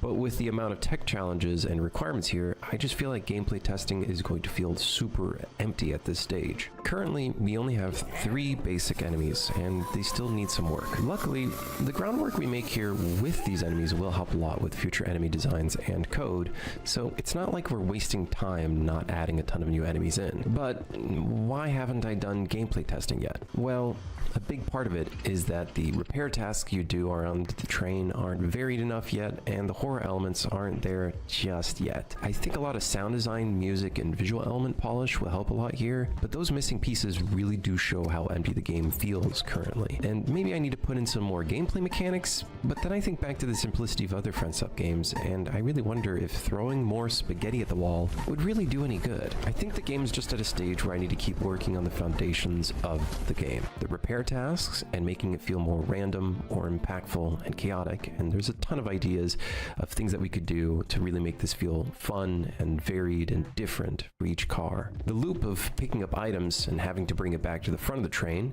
which I did create this little tube system that players can use to send items, and now themselves, to the front of the train. Character expression, I think, is huge as well in these types of games. The interaction between players and the things they can do to communicate or even sabotage each other can be great additions to the game. And I think looking at some new games being released these days like Big Walk, I feel like it's pretty good to kind of add those kind of elements in to let players express themselves. Lastly, the world, monsters, and exploration, and just an overall mysterious feeling as players learn about the world and its secrets. And that last one might be a bit of a weird one, and might go against what friend swap games are all about, but I feel like this world has so much potential to have some creepy secrets or even puzzles that players can completely ignore if they chose to, or might come across by accident. But since this game is kind of taking elements from immersive sims, it just feels right to have suspenseful elements in the game. Okay, so now what? Well, I've been working hard on getting more things finished in the game. A mini tutorial for playtesters, a bunch of UI elements to show the current state of the game and where the players are at, and adding in a ton of items, which my wife has been modeling and texturing. Oh yeah, my wife is working with me on the game now. She's been using Blender for like 3 months or so now and is learning Substance Painter 2. And I'm really proud of her progress and excited to see players interact with the creations she's made. It also made sense that I made the Steam page public for the game, considering I'm releasing this video.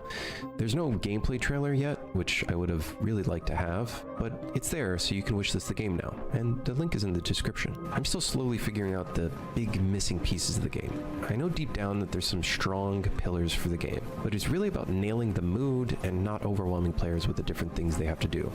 And here, I'll show you what I mean. So when you start a run, you have to go through the different train cars, gathering items and occasionally repair parts of the train, like when the power goes out and stuff. These can occur in any of the train cars, including the ones all the way in the back. And it can be a bit annoying having to run all the way to the back of the train, and that's something I'm trying to figure out a solution for. You can, of course, use the pipe system to send yourself and items to the front of the train, but there's nothing currently to fast-track your way to the very back. On top of that, you have to be wary of the monsters and dangers that currently spawn in the farther back cars, so that's another element players have to look out for, which I don't think is necessarily bad. And on top of fighting the monsters, there is a little bit of a time limit in each route, which I think is currently 12 minutes.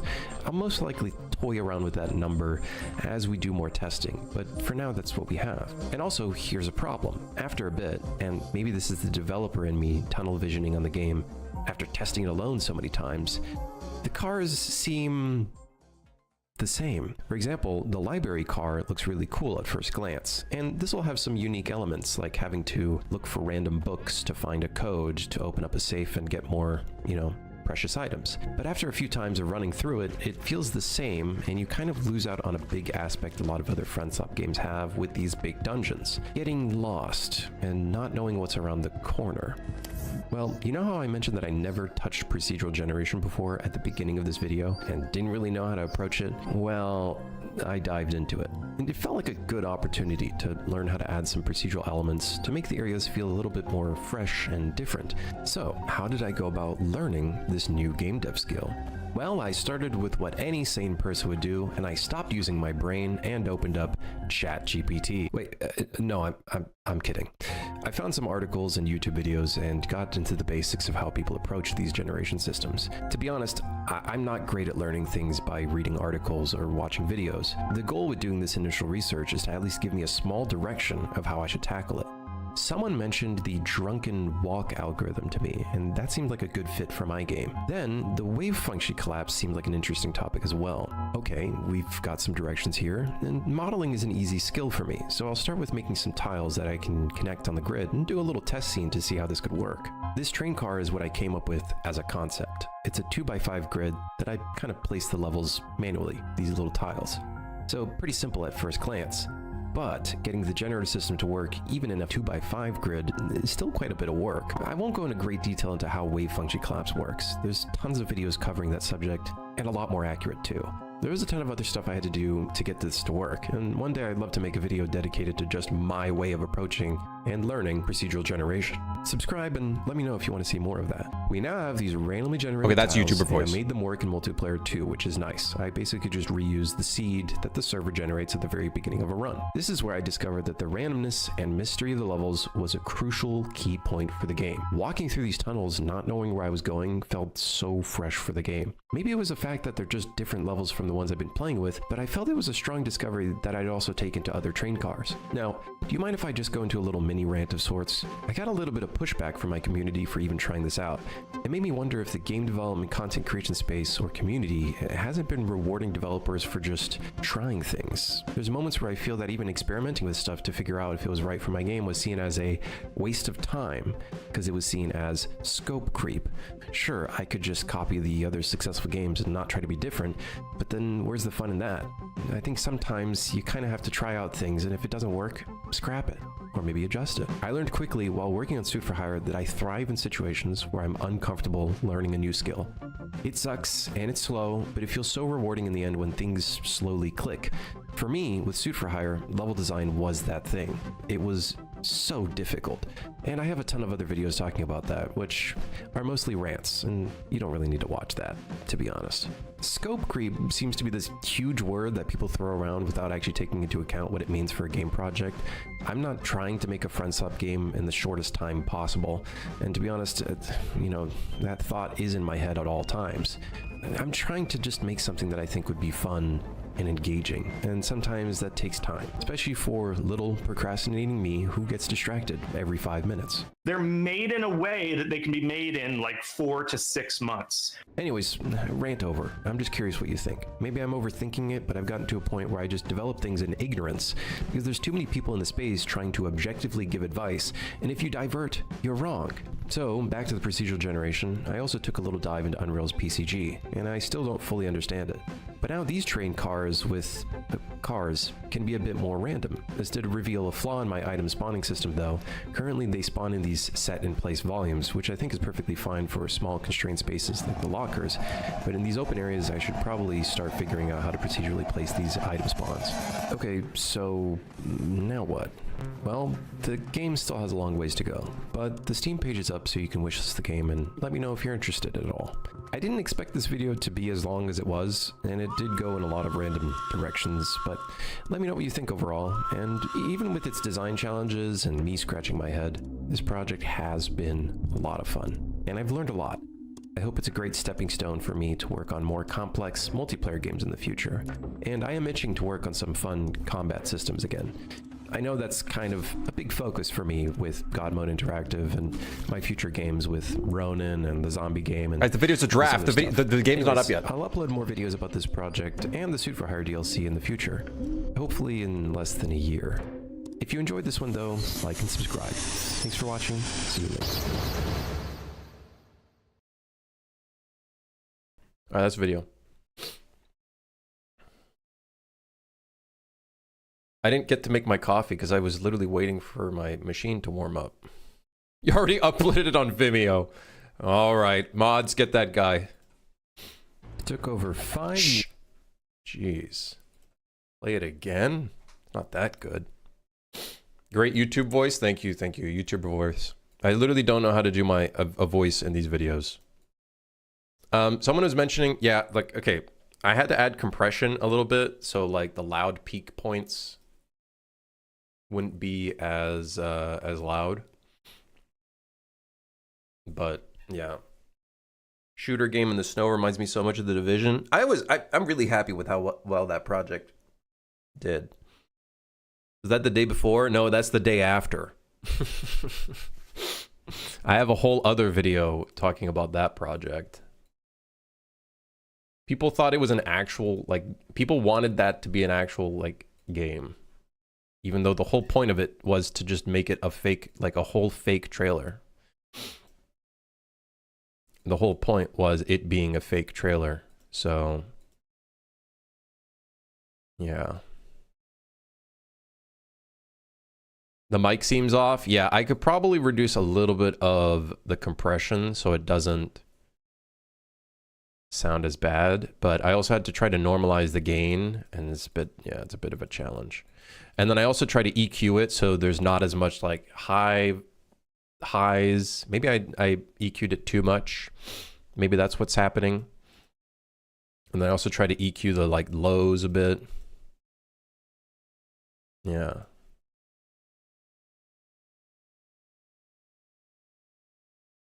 Yeah. Anyways, that video got like nearly 500,000 views, which is kind of fucking crazy to think about. But yeah, this is my favorite part of this video. This one street looks so good. I love this street.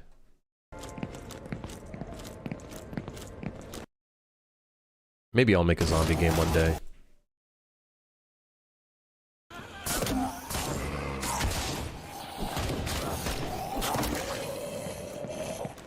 Could you briefly go over your MMORPG fantasy attempts? My aim is fantasy RPG. MMO is insane for single dev. You know, when I first started game development,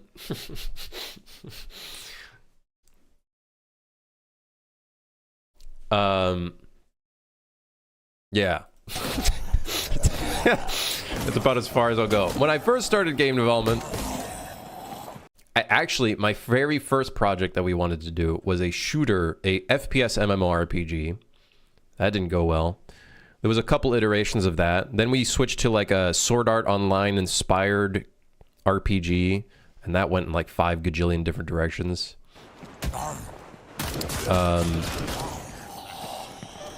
And then, yeah, Sufrire ad.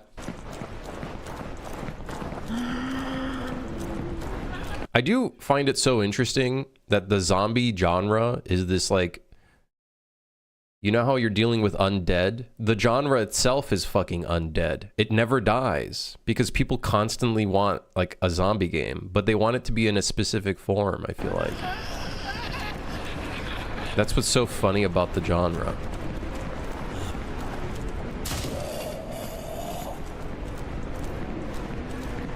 It's so oversaturated, but it feels like there's none at the same time. It's weird. It's oversaturated and undersaturated at the same time.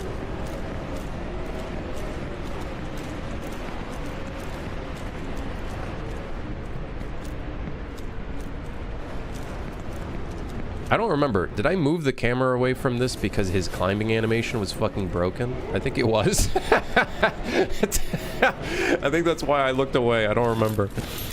Oh, fuck. I remember some of the shit being fucked up, but...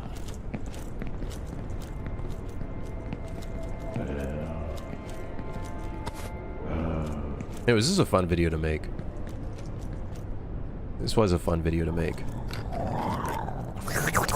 Mmm. Strawberry milk. Old.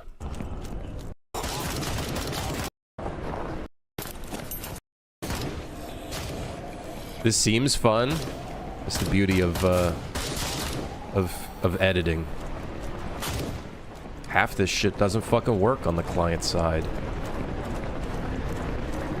I forgot how long it took to make this. I think it was like 3 months. Or 2 months. 300 hours. I don't know how many days that is in total. I do remember having a good time with it though. Like it was fun. Also, fancy finger. Look at this. Look at the finger. I didn't fix the animation. He's got that like pinky action going on, but instead it's its index finger. Shit.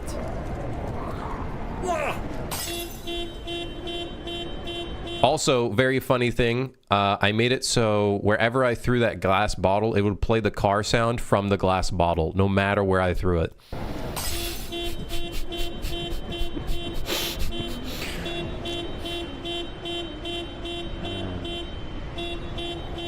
I'd actually buy this. I'm part of the issue.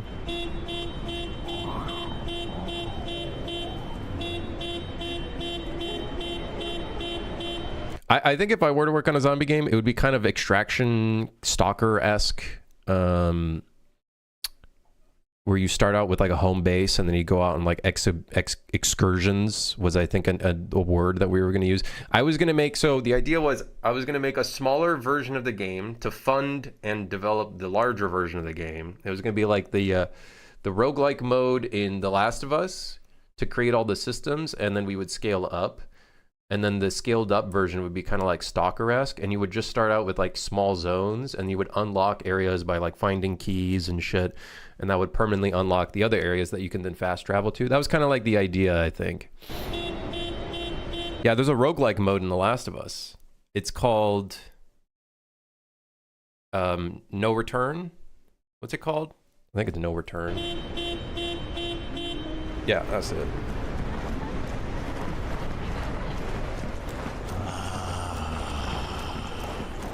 This one stupid straggler.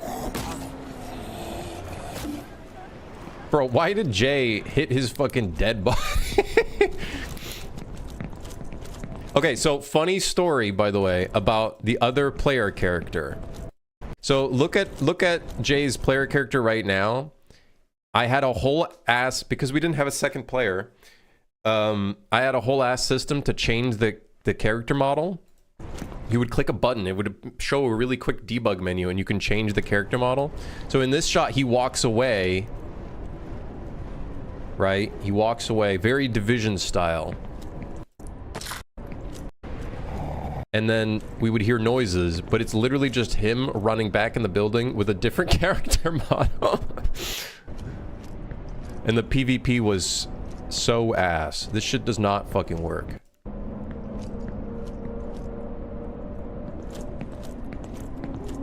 So bad.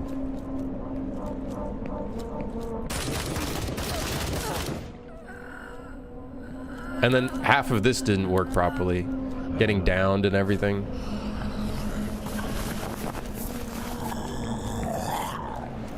Oh, and then I think I had a debug button to aggro all of the zombies on me. So that this whole sequence could start.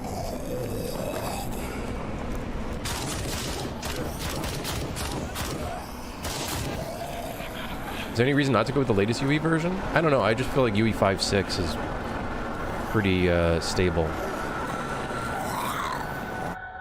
Anyways, that was fun. That was a fun little stupid project that we worked on. That was a good time.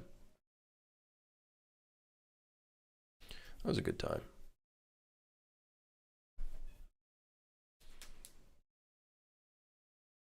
It's a really good trailer. I think if I spent maybe another 100 hours on it, I could polish it up to make it even look more AAA. But like that, the whole point was to make something really short and to try to... The idea is trying to sell trailers to people to try to get their money. Like the whole idea is like kind of publicizing that any company can really hype you up with like the smallest amount of resources where there's not an actual thing there. And that's the thing. There's not really a thing there. I installed 5.8 already. I guess I have done install. I'm sure 5.8's fine. I would say just stick with it. It's just 5.6 to me feels pretty stable. 5.6 has felt really stable. I had zero idea about a roguelite or multiplayer. I don't know about multiplayer, but it's just a roguelike. It's just single player roguelike.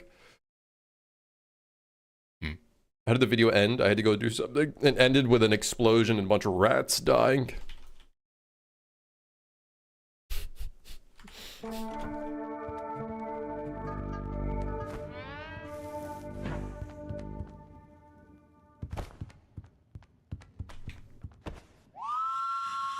Hey, Mark. Flush sound, flush sound. 1 in 200 chance. Sad. Sad. Very sad. Wait, hold on. Wait, hold on. Whatever. All right. So I think we're good on the Steam page now. Let's double check. Double checking. Checking. Looking into this. This screenshot looks okay. I'm not a big fan of the lighting, but we'll figure that out in the future. This one looks good. Love it. Love the little thing in the background there. Rubber ducky. This screenshot looks good. Love the UI. Hell yeah. This is just a random whatever the fuck monster, even though it's an old screenshot, but I think it works.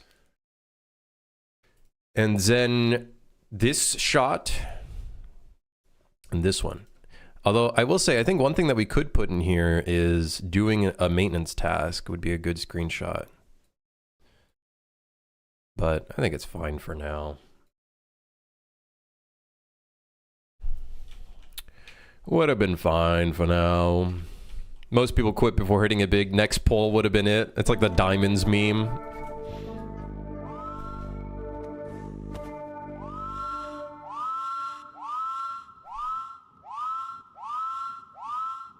It's like gambling. Pull, pull, pull, pull. Put some money in, pull. How long have I been making it? This game? It's been like 8 months, I think. 7 months. 6, 7, 8 months, something like that.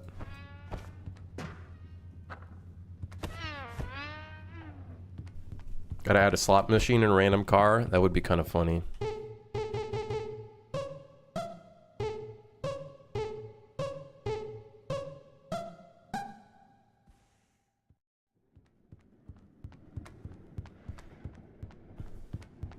We do have to change up where the rocky, bumpy road begins because this was just for testing, but I think now we're good.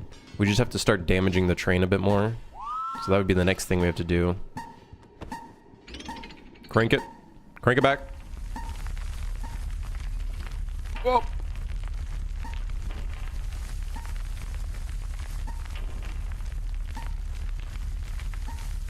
I hope players can kind of get into this kind of... Whoa, whoa, whoa, whoa, whoa, whoa. I thought the train logo on the UI was a mustache for the longest time.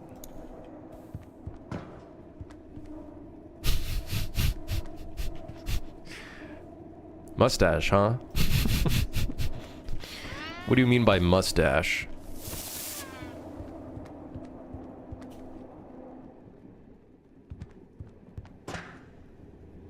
I'm also doing a co-op game at the moment. Replication makes things so difficult. It does add some challenges, but it's also kind of a fun tech challenge, figuring out how to get that shit to work. Alright, lights go out immediately. Can't see shit. Do I also use TAA? I do not. Our default anti-aliasing is using FXAA.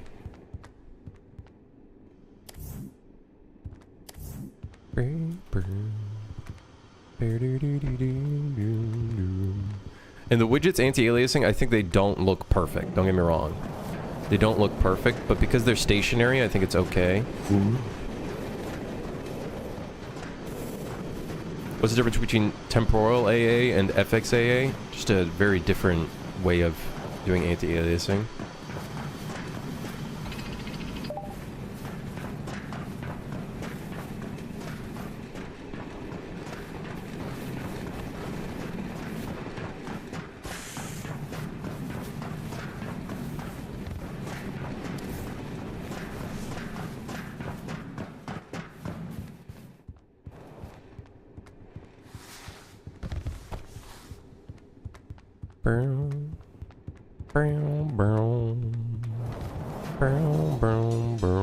Uh-oh. Eesh. Eesh.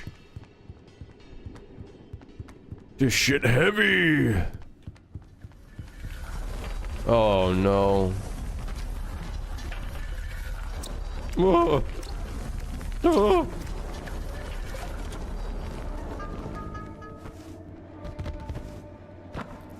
Oh my god. Why is there so much gasoline in there? Vin Diesel?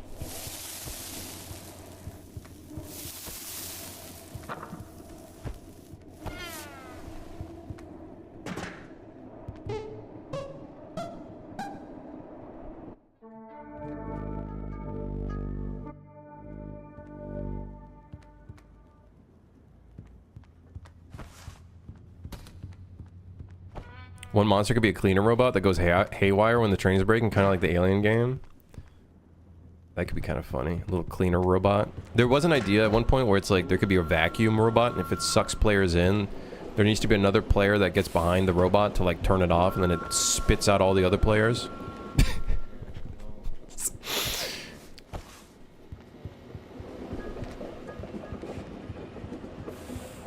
Can you click the button when the train is running? This one?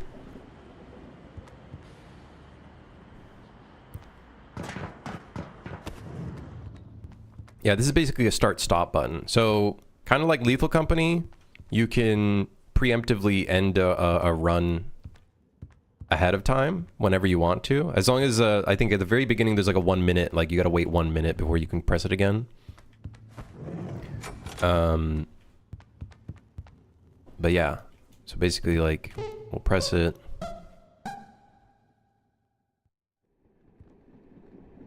Oh, shit, I just realized something.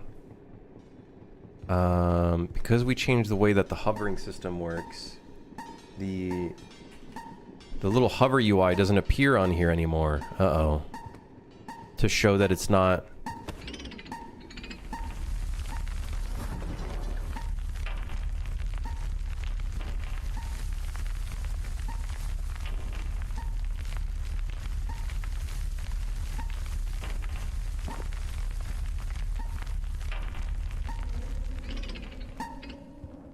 Should be something that stops you from stopping it.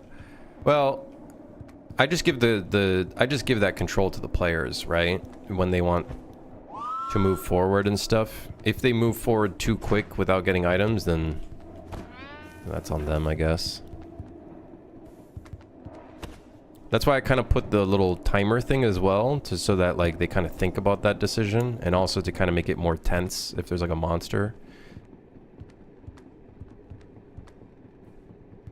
But the glass cover just goes up and down automatically.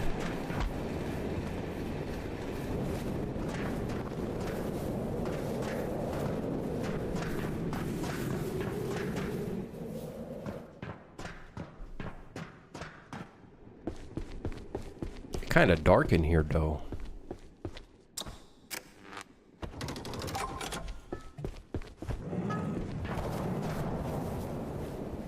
It's a little spoopy in here. 2 landmines right next to each other.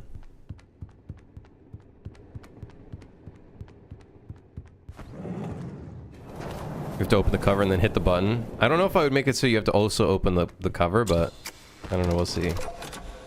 I do have to make it so we can still see that UI pop up, though. That's gonna be problematic.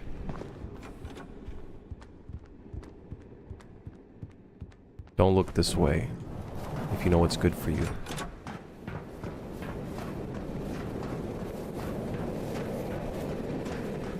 We need more monster variation. I do think that's going to be a big thing. Monster and task variation. Uh-oh. There's definitely a monster in here.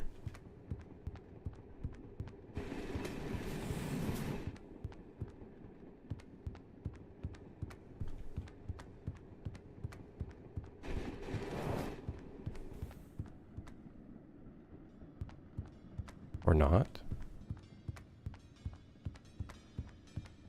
Uh-oh. We gotta get to the front of the train. Get in.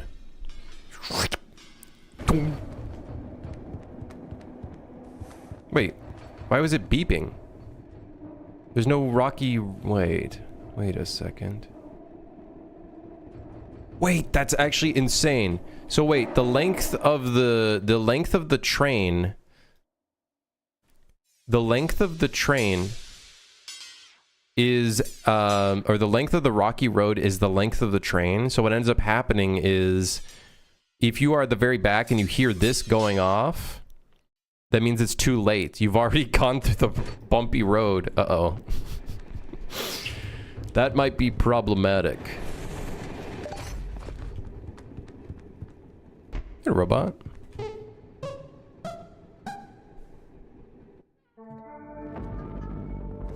Explosion.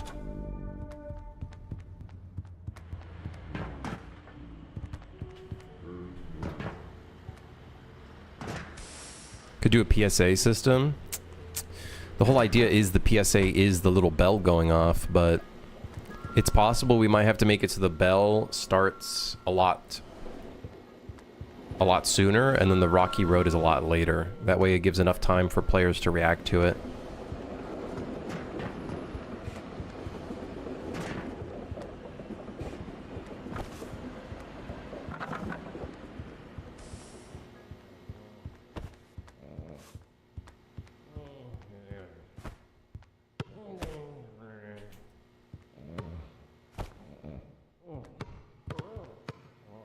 Yippee! Whoopoo! My favorite thing about this game is how big the beach ball is in your hands. Fucker is enormous. Why is he so big? That's what she said.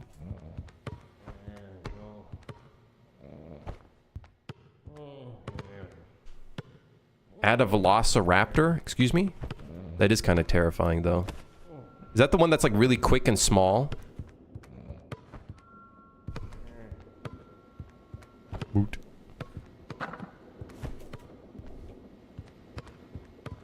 Just little speakers in the train that can sound alarms or something. I want to use that for when the train reaches like very low health and stuff like that. But did I use that source like level builder tool? Yeah, Scythe. Scythe is cool, man. Yeah, they called me Messi of the beach ball era.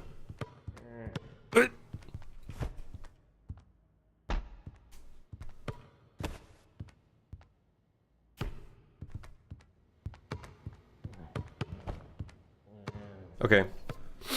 I gotta write down something on the Trello. Issue can't see hover UI event if object is not handleable. Example. Oh, youch. Can't see the hover UI event if the object is not handleable. Example.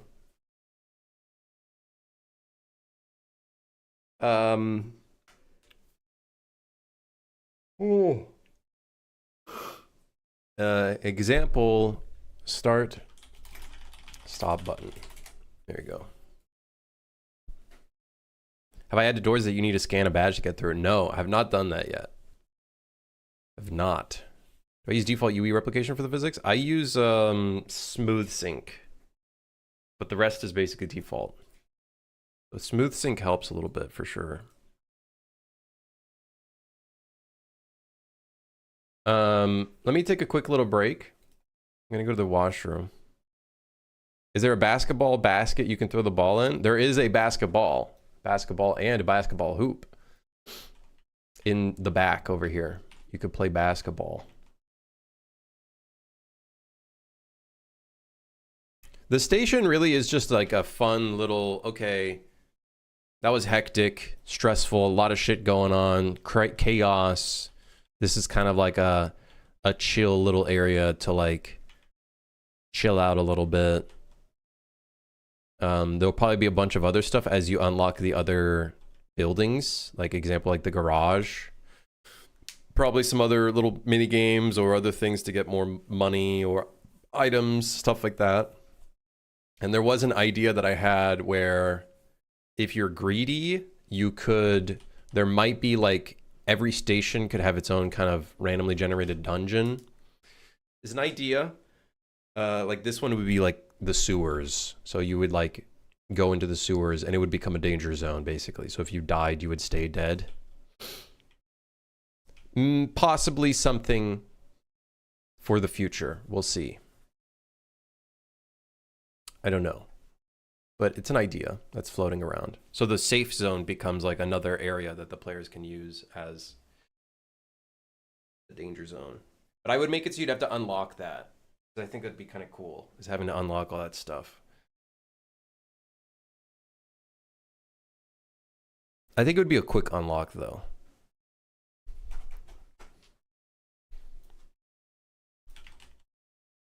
Yeah. Ain't no way I'm not using that whole procedural generation system. I'm gonna make more of that stuff. I think it's fun. It adds, it's like really fun. Even the whole stranded area is cool.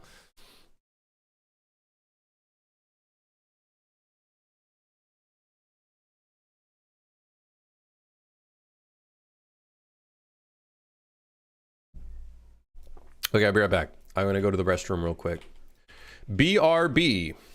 I will be right back. Give me one moment.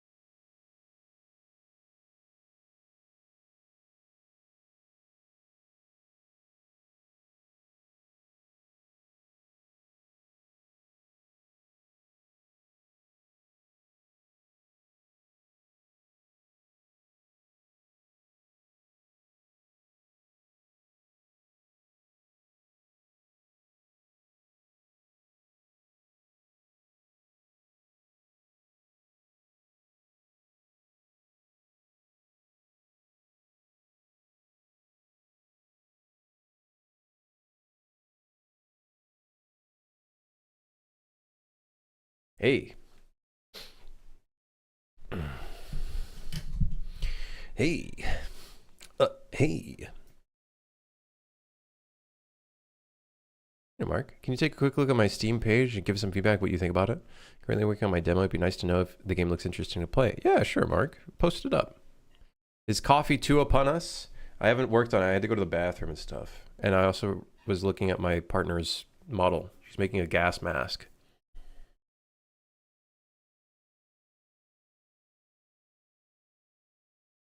She also made a power generator, which I think should be a fun little like challenge where one train car will have no electricity by default. So you got to bring the generator all the way there and then manually. So I think that'll be like a fun little, either a side task or that'll be an actual like job that you got to do. I was actually thinking the side jobs here should be like actual jobs you have to do. Instead of them being side jobs, they should be like jobs. Or maybe we just call them side jobs. It sounds kind of funny. Side jobs? It sounds like it doesn't actually sound like that at all. Anyways, hold on. Let me take a look at the Steam page.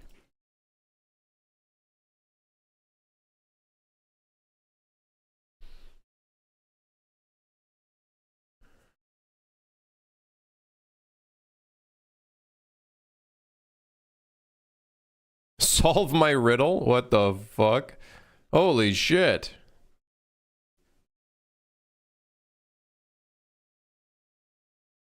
Alright, hold on. Let's watch this. I see metahumans though. I'm not a big fan of metahuman personally. I don't like them. But this does look good.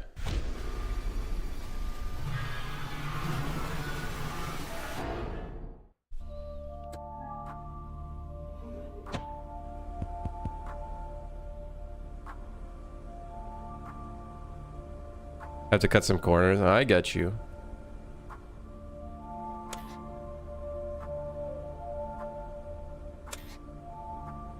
It's a little bit like the zombie quarantine game, but like aliens. Which the zombie quarantine game is also taking inspiration from Papers, Please.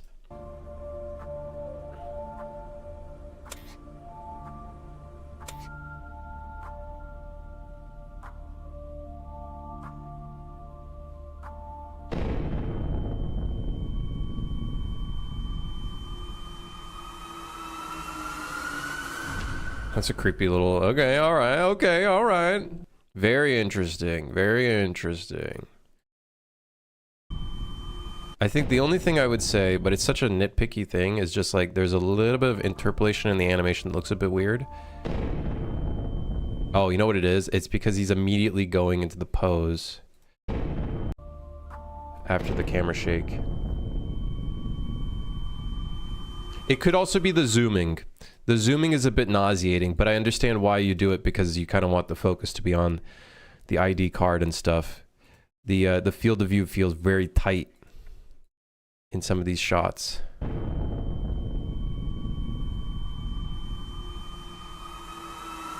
That's really creepy. That's really creepy. I think that's really well done.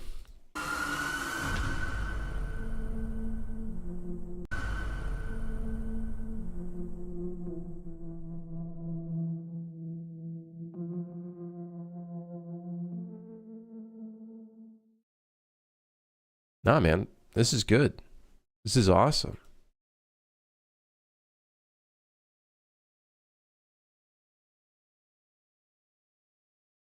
This is cool. The visuals are great.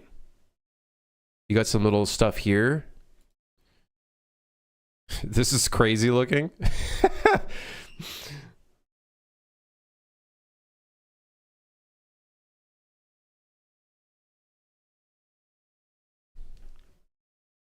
Yeah, looks sick. Oh, and it's also fucking co-op. Look at that.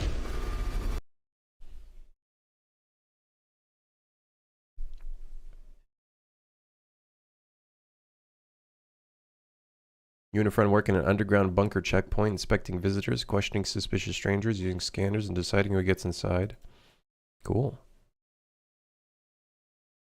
The bomb dude scene is crazy. This looks awesome, dude. Good stuff. I imagine the gameplay involves like this is interesting. I feel like this could be really cool, having to do little like various things in your post that are not just dealing with like this, but like doing other little things. I think that's awesome. I think that breaks things up from the monotony of doing this stuff. And I imagine you're gonna probably do what the quarantine game does, and it's like slowly but surely you add more layers to this whole thing. Very cool.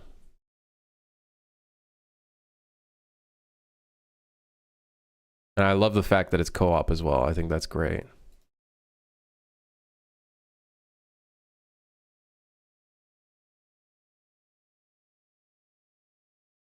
Doesn't have a keyboard clit, 5 out of 10. All right, yeah, we need to get it. We need a keyboard clitoris on the keyboard. We're missing the little keyboard clitoris. It would be over here somewhere. You know? But that's, you don't need one. You got a mouse. Yep. No, I think this looks awesome. And it's like a very good tight scope. So like you could do a lot with it while still having the core kind of thing there, which is cool. This is fucking crazy though. This right here is great. Looks good. Looks really good. I don't have any like comments. I think the only thing I'd say for the trailer is the FOV being really, really tight can be a bit nauseating and kind of difficult to see like what's going on. But other than that, I think the screenshots are really good. I think the fact that you have like dialogue there is good. Showing this is great because it shows that there's like potential for other things to happen around the space. It would be cool having a shot, I guess. One thing that could be interesting, you have some of the stuff like interaction with the screens here. It would be maybe cool to have a shot showing the interaction with the screens, like what that looks like for the players. Because it shows click on the field in the ID card to extract data. That would be kind of cool to maybe see that. Because that part is a little bit missing in here. I like the dialogue options, but there isn't a part that shows the that's part necessarily. But everything else is really well done, I would say. This is awesome. This is cool. Red, you got the red and everything. Yeah. Yeah, basically just showing the players what are they going to do in this game, right? I think that's the big thing with what people look for in these screenshots is what do I do in the game? Like, what am I doing, right? So that's, I think, a big thing that they look for in the screenshots. Why is the monster not in the trailer? The monster is in the trailer. It's at the very beginning.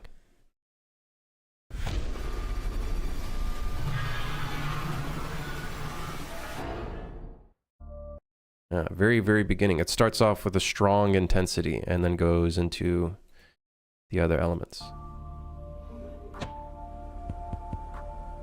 Yeah. Really well done, dude. Awesome stuff. Very, very good. Yeah.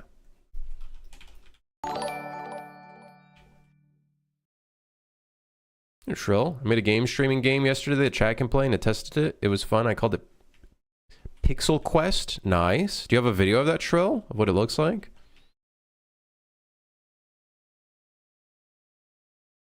Maybe remove or work on the microphone tapping scene. The hand looks too rigid. Honestly, like, you know, you could spend so much time trying to make the animations look more realistic and stuff, but I think like I think it's good. It's good as is. I think if you go too AAA on it, I think then people expect like AAA level of animation and whatnot. I like the microphone tapping scene. I think it's kind of funny. It's like, hello. 5 push-ups, huh? 5 push-ups. All right. All right. Okay. Can't please everyone, huh?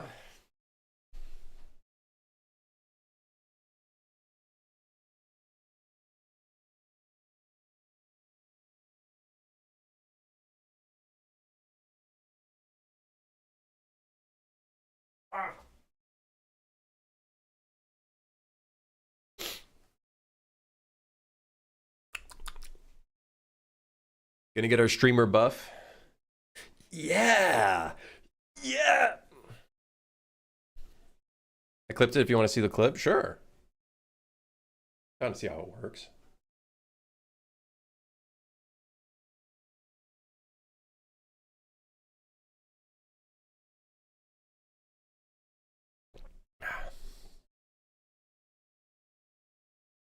Why can't I click on the clip?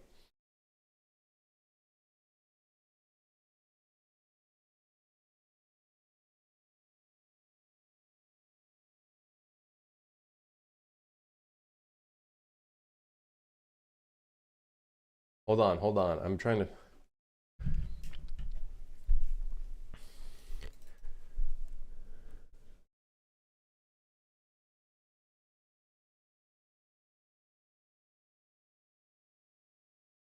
Is it a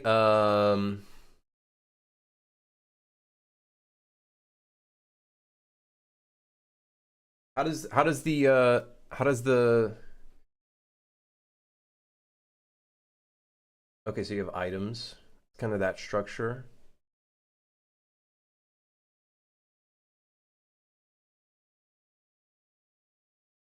Hmm.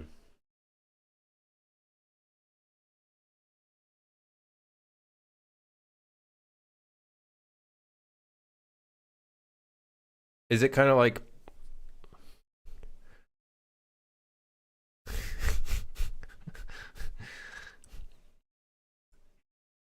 okay, interesting. I'm trying to understand how the flow works. The thing that's so difficult with stream games, man, is like you can see your gear and stuff, but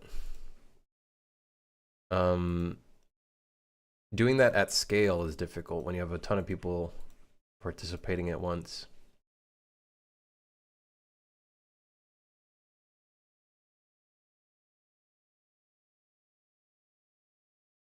And I'm guessing there's a bit of like an AFK kind of vibe to it, or idle vibe to it.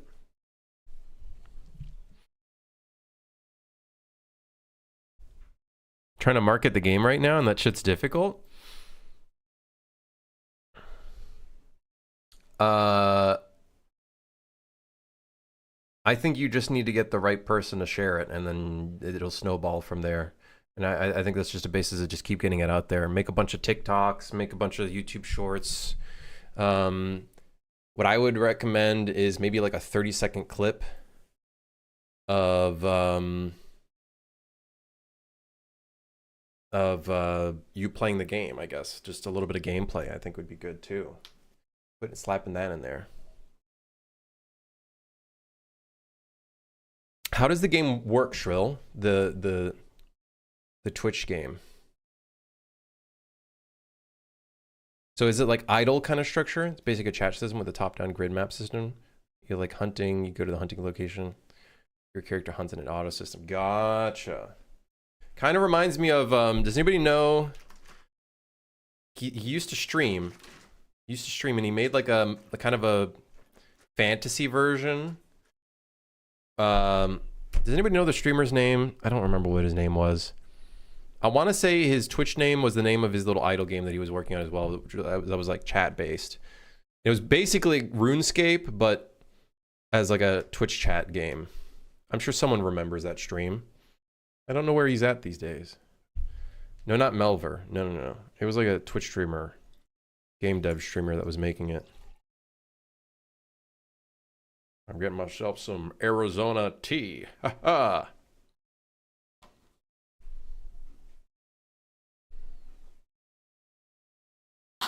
Whoa.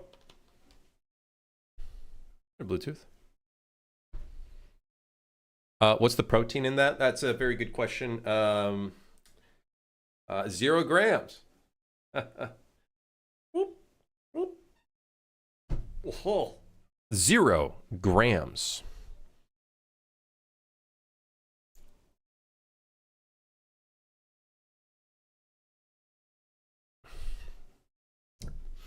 Power lifters, when they look at the protein content. Yeah, this needs at least 20 grams of protein for me to ingest it. This needs at least 20 grams of protein for me to put it in my body. 200 calories, better be 30 grams of protein. Protein, protein, protein, protein.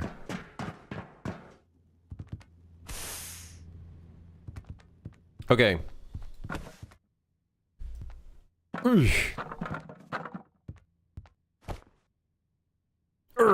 That should like deal damage to you or something.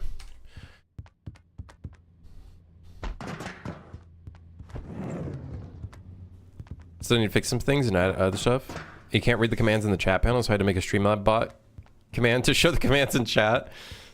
I would imagine for a type of game like that, you would need like a custom chat bot of sorts.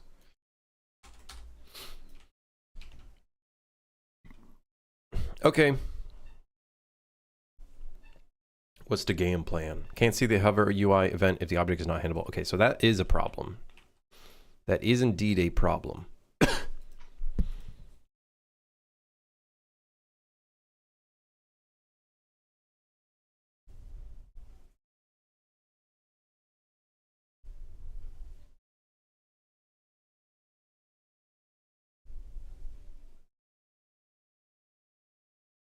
Right, so it checks if it's handleable.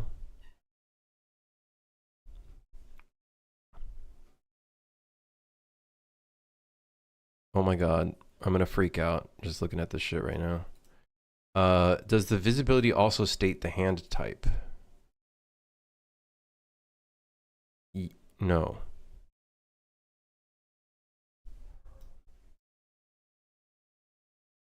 Oh, and visibility. Oh, fuck.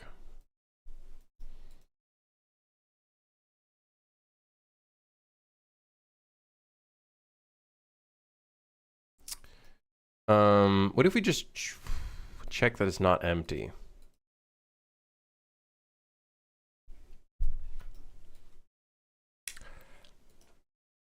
You know, fuck it.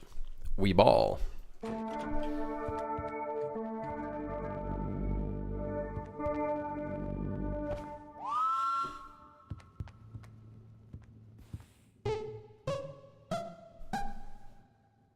You can't do that right now. You can't stop the train at the start of a route. I think that's fine.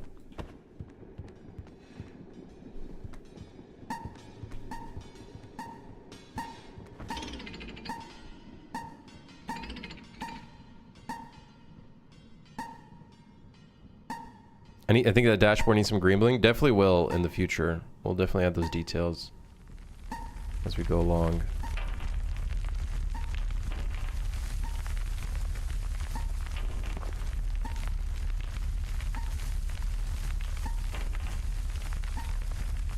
The speed control bar should have different colors showing what the safe speed is. We have it right here. There's a little dot that kind of presents it, but I should probably do some more work on it here.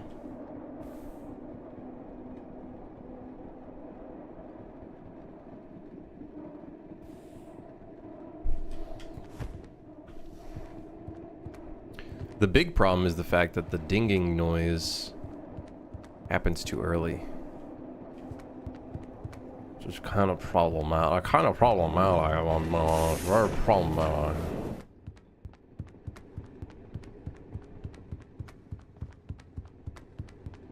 God, I love this procedural generation system. I'm so happy with how it works. It works so well. We've done such a good job. I'm really happy with it.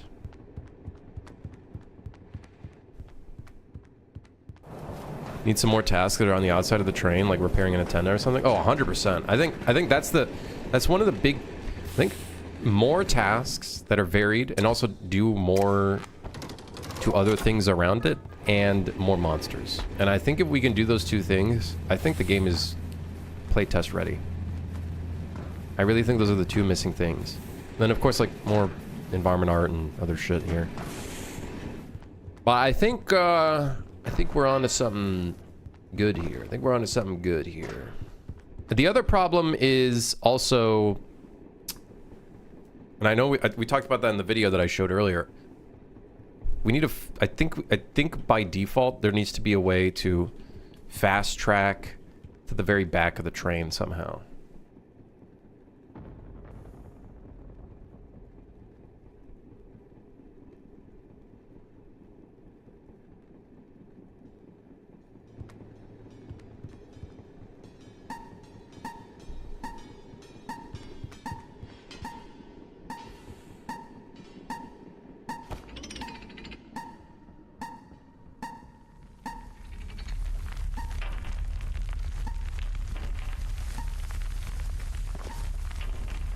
Oh. Oh shit.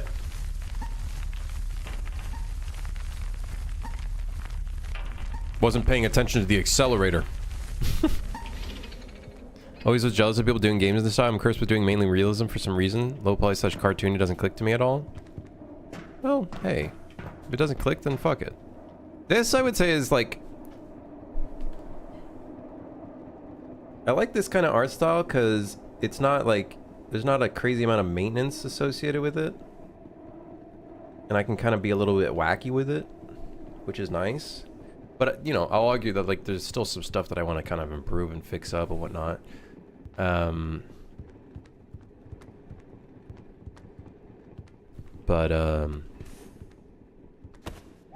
also don't 100% know what I'm doing. What textile density? I don't really have a set textile density, but it is very low. Like, I'm doing a pretty low texture resolution because the posterization does a lot of like heavy lifting, I would say. And then on top of that, the screen resolution is at 70%. So we like on purpose lower the screen percentage to make it kind of look a little bit more within the within the realm of what we want.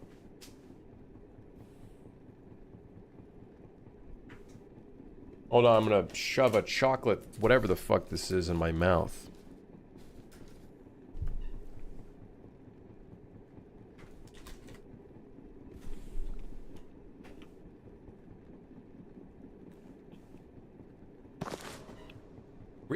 I got something in my mouth and you do push-ups?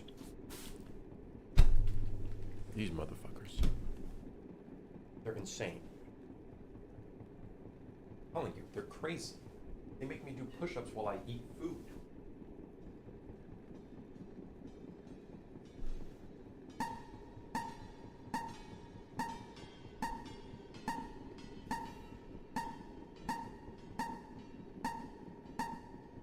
I feel like my push-up form hasn't been very good.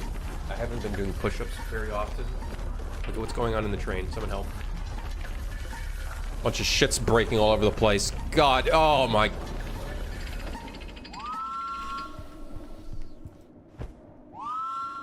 No chocolate, only oat slop with protein powder. I haven't had oat slop in a while. It's been a hot minute. I miss my oat slop. Oh.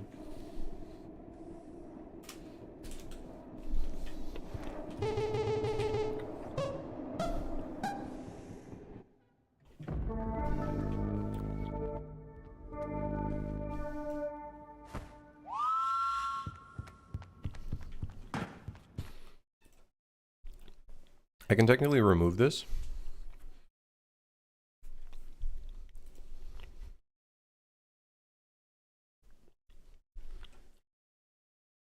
Okay.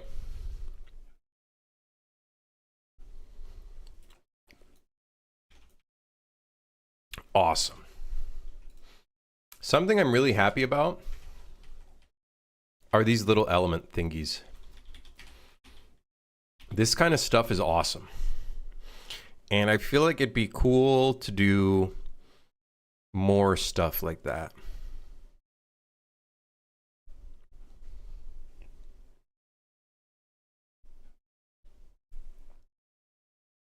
I don't really know what we could do though. More like little elements that are on the outskirts and stuff.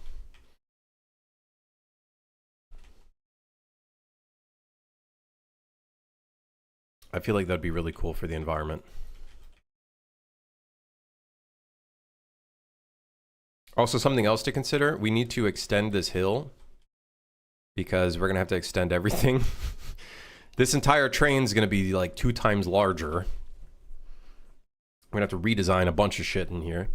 But that'll give us like space to do cool stuff, like a little cruise quarters and a bunch of other stuff. You need a mountain around your tunnel? Yeah, that would be good, huh?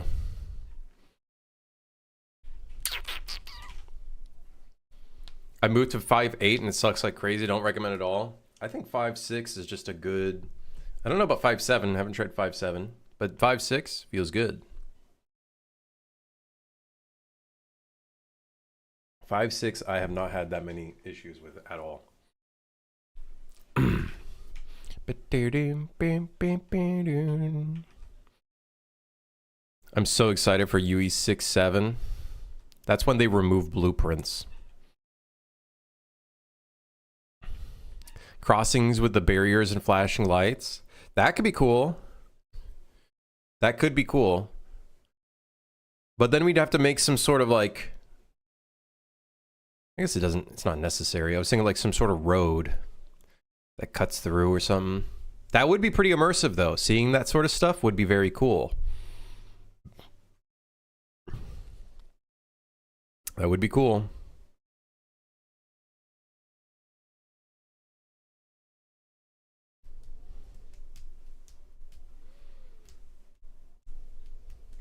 Megalight works like shit. I really just think all of these new UE5 features are just not worth the fucking headache. They're just not worth the headache. I'd rather stick with like dynamic lighting / baked lighting. If I gotta, I'll just try to learn how to do baked lighting in a way that feels better. Lumen seemed like such a great idea. And then I used it a bit and I was like, damn, it's just not there yet, like at all. It's just not there yet. Oh, damn, I can feel my tricep. Damn. Damn. Damn. Yeah, I work out. All right.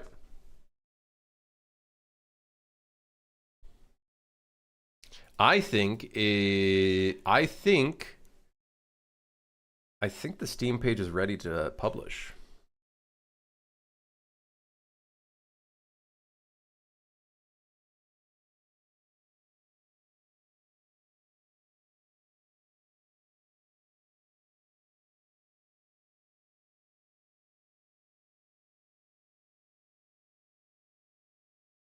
Should we make the game early access?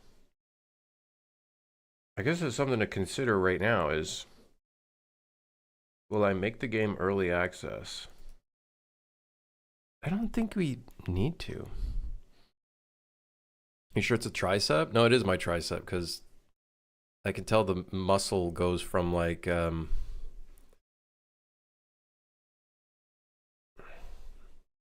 that or something's wrong with my arm. Doesn't EA automatically badge it as fuck this game? To some people, yes, but like there's a lot of games that are early access and do very well. I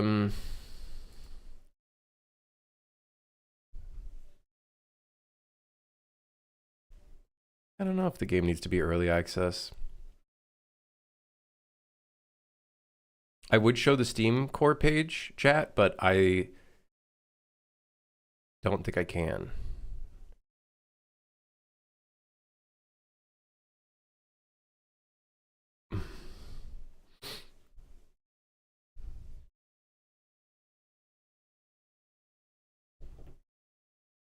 I think I should be able to literally click the button to go coming soon because I think it's already approved, and then it should immediately make it active. So I think we could probably make it active at the same time that we release the video. So maybe tomorrow. Tomorrow. Yippee! Woohoo! Wahoo!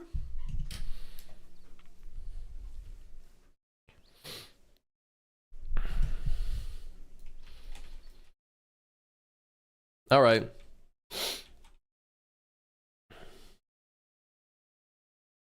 All right, let's work on some. I feel like we worked on nothing today. Which I think we didn't work on anything today. We just watched a video and whatever, some other shit. Yeah, we need to come up with more maintenance tasks that have like a larger impact on the area. Your version of Notion is out of date. Please update to keep using Notion. No, you can't say that. I have to do that. You fuck. What you do now? I know I'm like 17 versions behind, but you can't force me to do this. See, I can still type. Guys, I think this might be the end for Notion. I think this shit's pissing me off with their fucking AI bullshit. I don't care anymore. I'll just move to Obsidian. I'll give my money to Obsidian.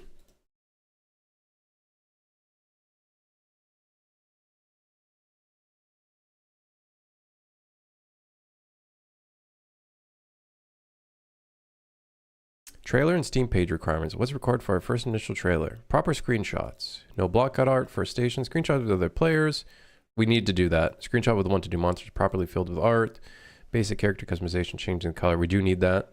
Completed train cars. Kind of got that. Better HUD visuals. Fear system. This is, I think, for the trailer. Yeah. They're forcing me to update. Just update? I don't know, I just haven't just been lazy.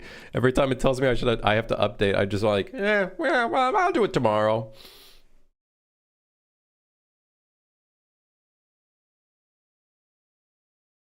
You have to pay for it to really use it. What's really funny is that I have like a really old business version or plan with Notion.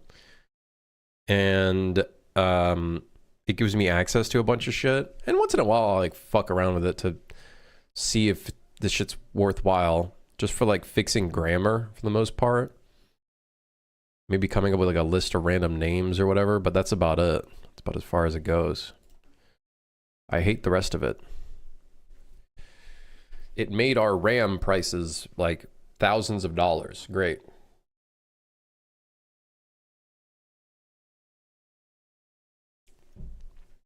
I would have probably run the grammar fixing on the YouTube video script, but then I feel like it wouldn't have been me saying the things. It would have been more robotic, I feel like.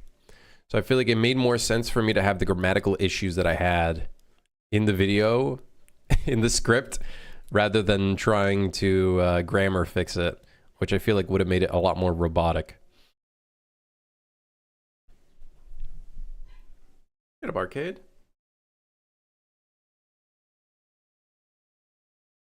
Right, we need the welfare check for the horn, but we need to change the visuals and stuff for that.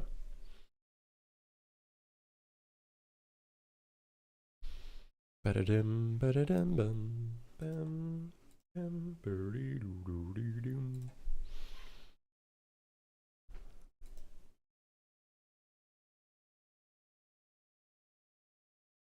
Okay. Cool. The game is slowly getting somewhere. I'm feeling pretty good about the game. Should I just get the video out today? No, I should probably upload it in the morning. Or maybe I just don't give a fuck. Maybe I just upload it today. I think I do need to change the mic though and do a little bit of polishing, so I might do that off stream today. And work on that.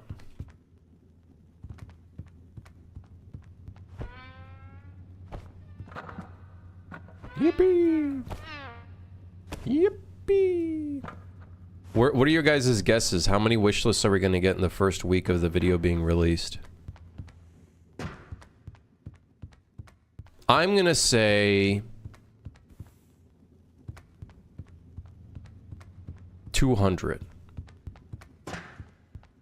At least 3. Okay, that's guaranteed, I think. That's at least guaranteed. At least 3. If you ask your mom, 5. Okay, 5. Plus 2. My mom apparently has 2 Steam accounts, supposedly.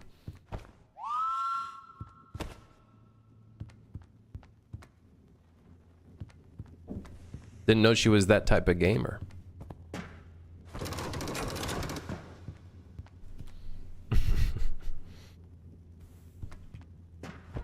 Am I not going to do the trailer for the page first? I really want to, but we don't have enough to make the trailer.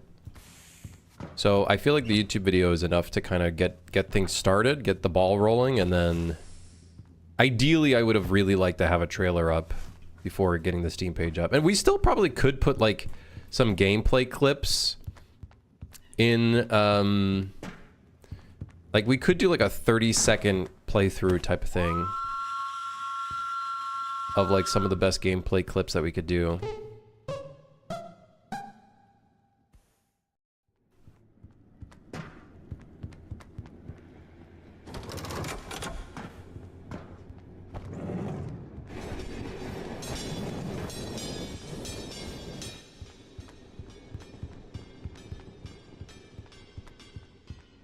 About to get real shaky up in here.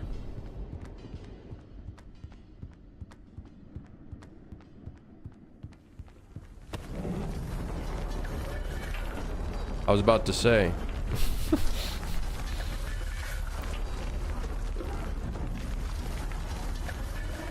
For some reason it does not get shaky in here.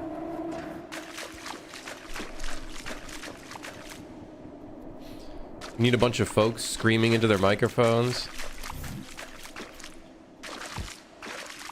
Yeah, we probably do need that.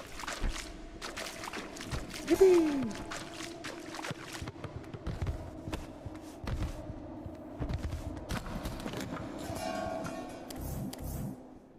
Uh-oh. I saw another item. Where did it go? Well. Did I see the Dear Passengers game that went crazy on wishlist? Doesn't feel like a real game. There is a lot that goes on in that game. But it does look really well made.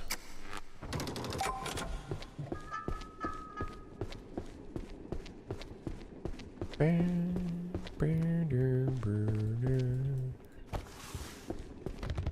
we do need more tasks. That's the big thing right now. There needs to be more shit to do.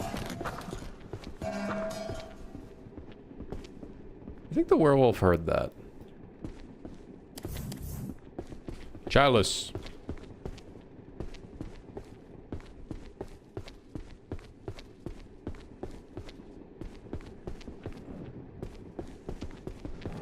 Oh my fuck. Oh my fuck. Go through, go through. Push the button. No, no, no, push the button. I'm in. Do you think you could convey your game through a trailer? I think so. I feel like it's pretty visual. Especially with the additions that we've made.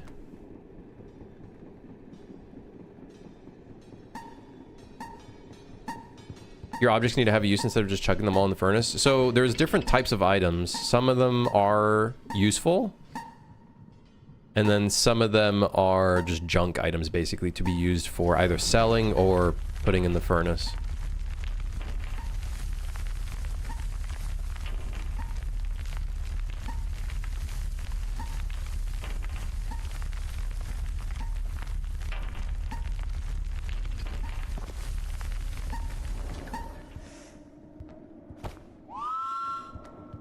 Yeah, the speed control is a new addition.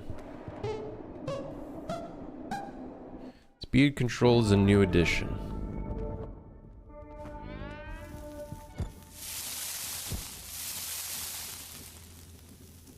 Beach ball.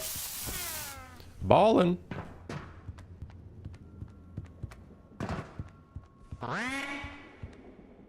Oh, see, that's still at the max speed. Gotta change that.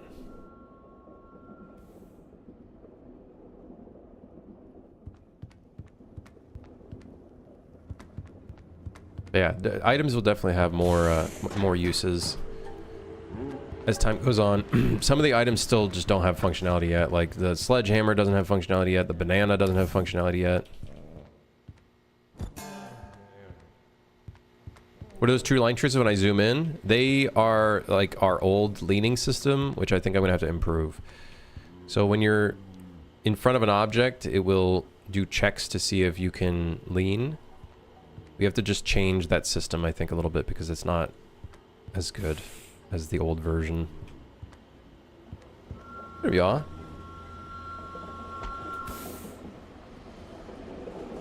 The banana's for scale, obviously. It has its use.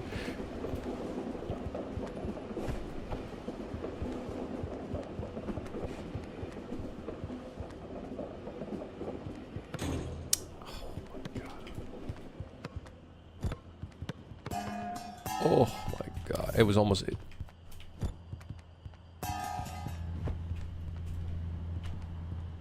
me playing, me trying to do sports.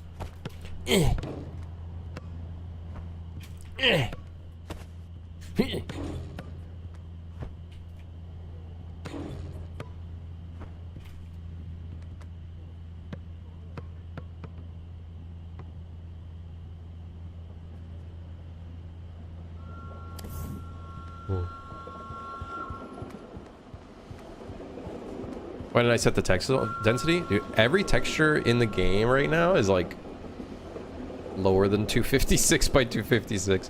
The very, very low texture resolutions on most of our stuff. This one might be a little bit higher, but yeah, most of the stuff is very, very, very low. Very low resolution. I think our what's that command for texture memory? To show like what the max is. I think I left it at default. I'm pretty sure it's 1 gigabyte. We're still at 1 gigabyte for texture memory. I forgot what the command is. What was it? Does anybody know which command I'm talking about?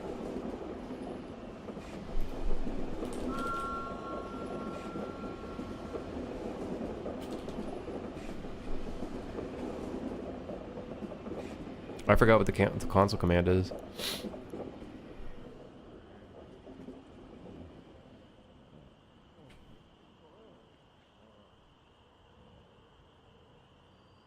Not going to have a big difference visually? Yeah, a lot of the visuals we're going to work on. Like, most of the game right now has a lot of, like, block out and just to kind of get a vibe in and whatnot. I haven't even gotten through, like, detail work or polish or anything like that. No decals. There's, like, no decals yet at all. I forget what the console command is to set the texture memory. I don't even remember. Anyways, it's like 1 gig, so we're not having any memory issues, that's for sure. We're not running into any memory issues yet, at least. I'm sure we probably will at some point, especially with all the items that we have and whatnot.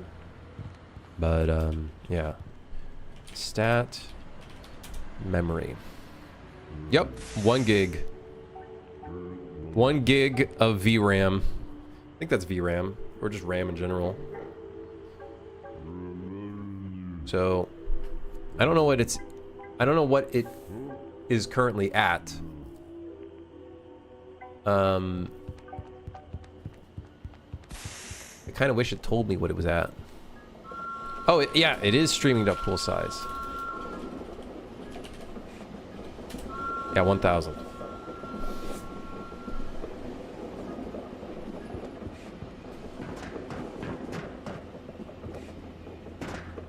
Reducing textures later also is a bad idea.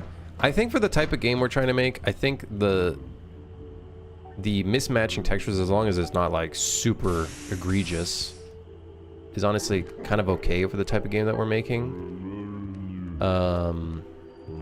As long as it doesn't look super shit, but I feel like it matches the current, like the kind of vibe that we kind of want to go for anyways.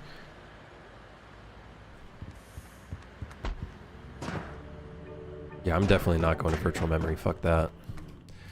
We don't need any of those features. The game runs pretty well. I do have to see what it's like on lower specs, though. I should try the game on the Steam Deck and see if it runs on the Steam... In fact... Never mind. Never mind. Next time. I have to try it on the Steam Deck. There's not much controller support, but I know there's a little bit. Okay, I think it's in my cupboard.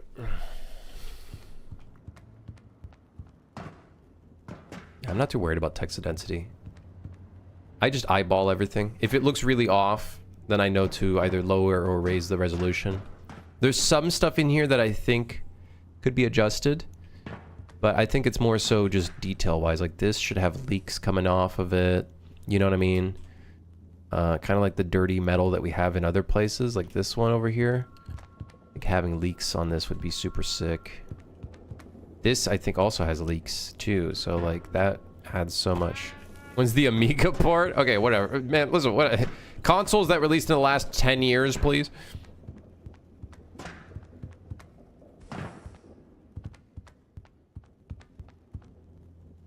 I don't know what UE5 support is like with Steam Deck though. I hope it's good because I do want to make this game as accessible as possible, especially like with the PC market in the way that it is. It is so ass. So I really do want to find ways of making this as like accessible as we can make it. I think that'd be really good for us.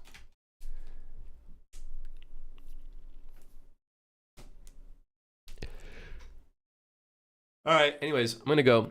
I think I'm gonna finish up the video, polish it up a little bit, add some little fades and stuff that I wanted to do, fix up a little bit of the compression so it's not as heavy. If I can figure that out. And then, yeah, I guess I'll just put up the Steam page today.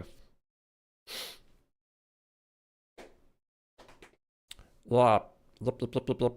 Short work day. It's a Monday. It's a Monday. I don't know what we did. I think we like fixed up a couple things. We'll do some more work tomorrow. And then das ist gut. We do need to work on more monsters, more variety of maintenance tasks. I think those will be two huge elements. And then I do think we need some sort of system to allow players to teleport to the back of the train. I think that's going to be important.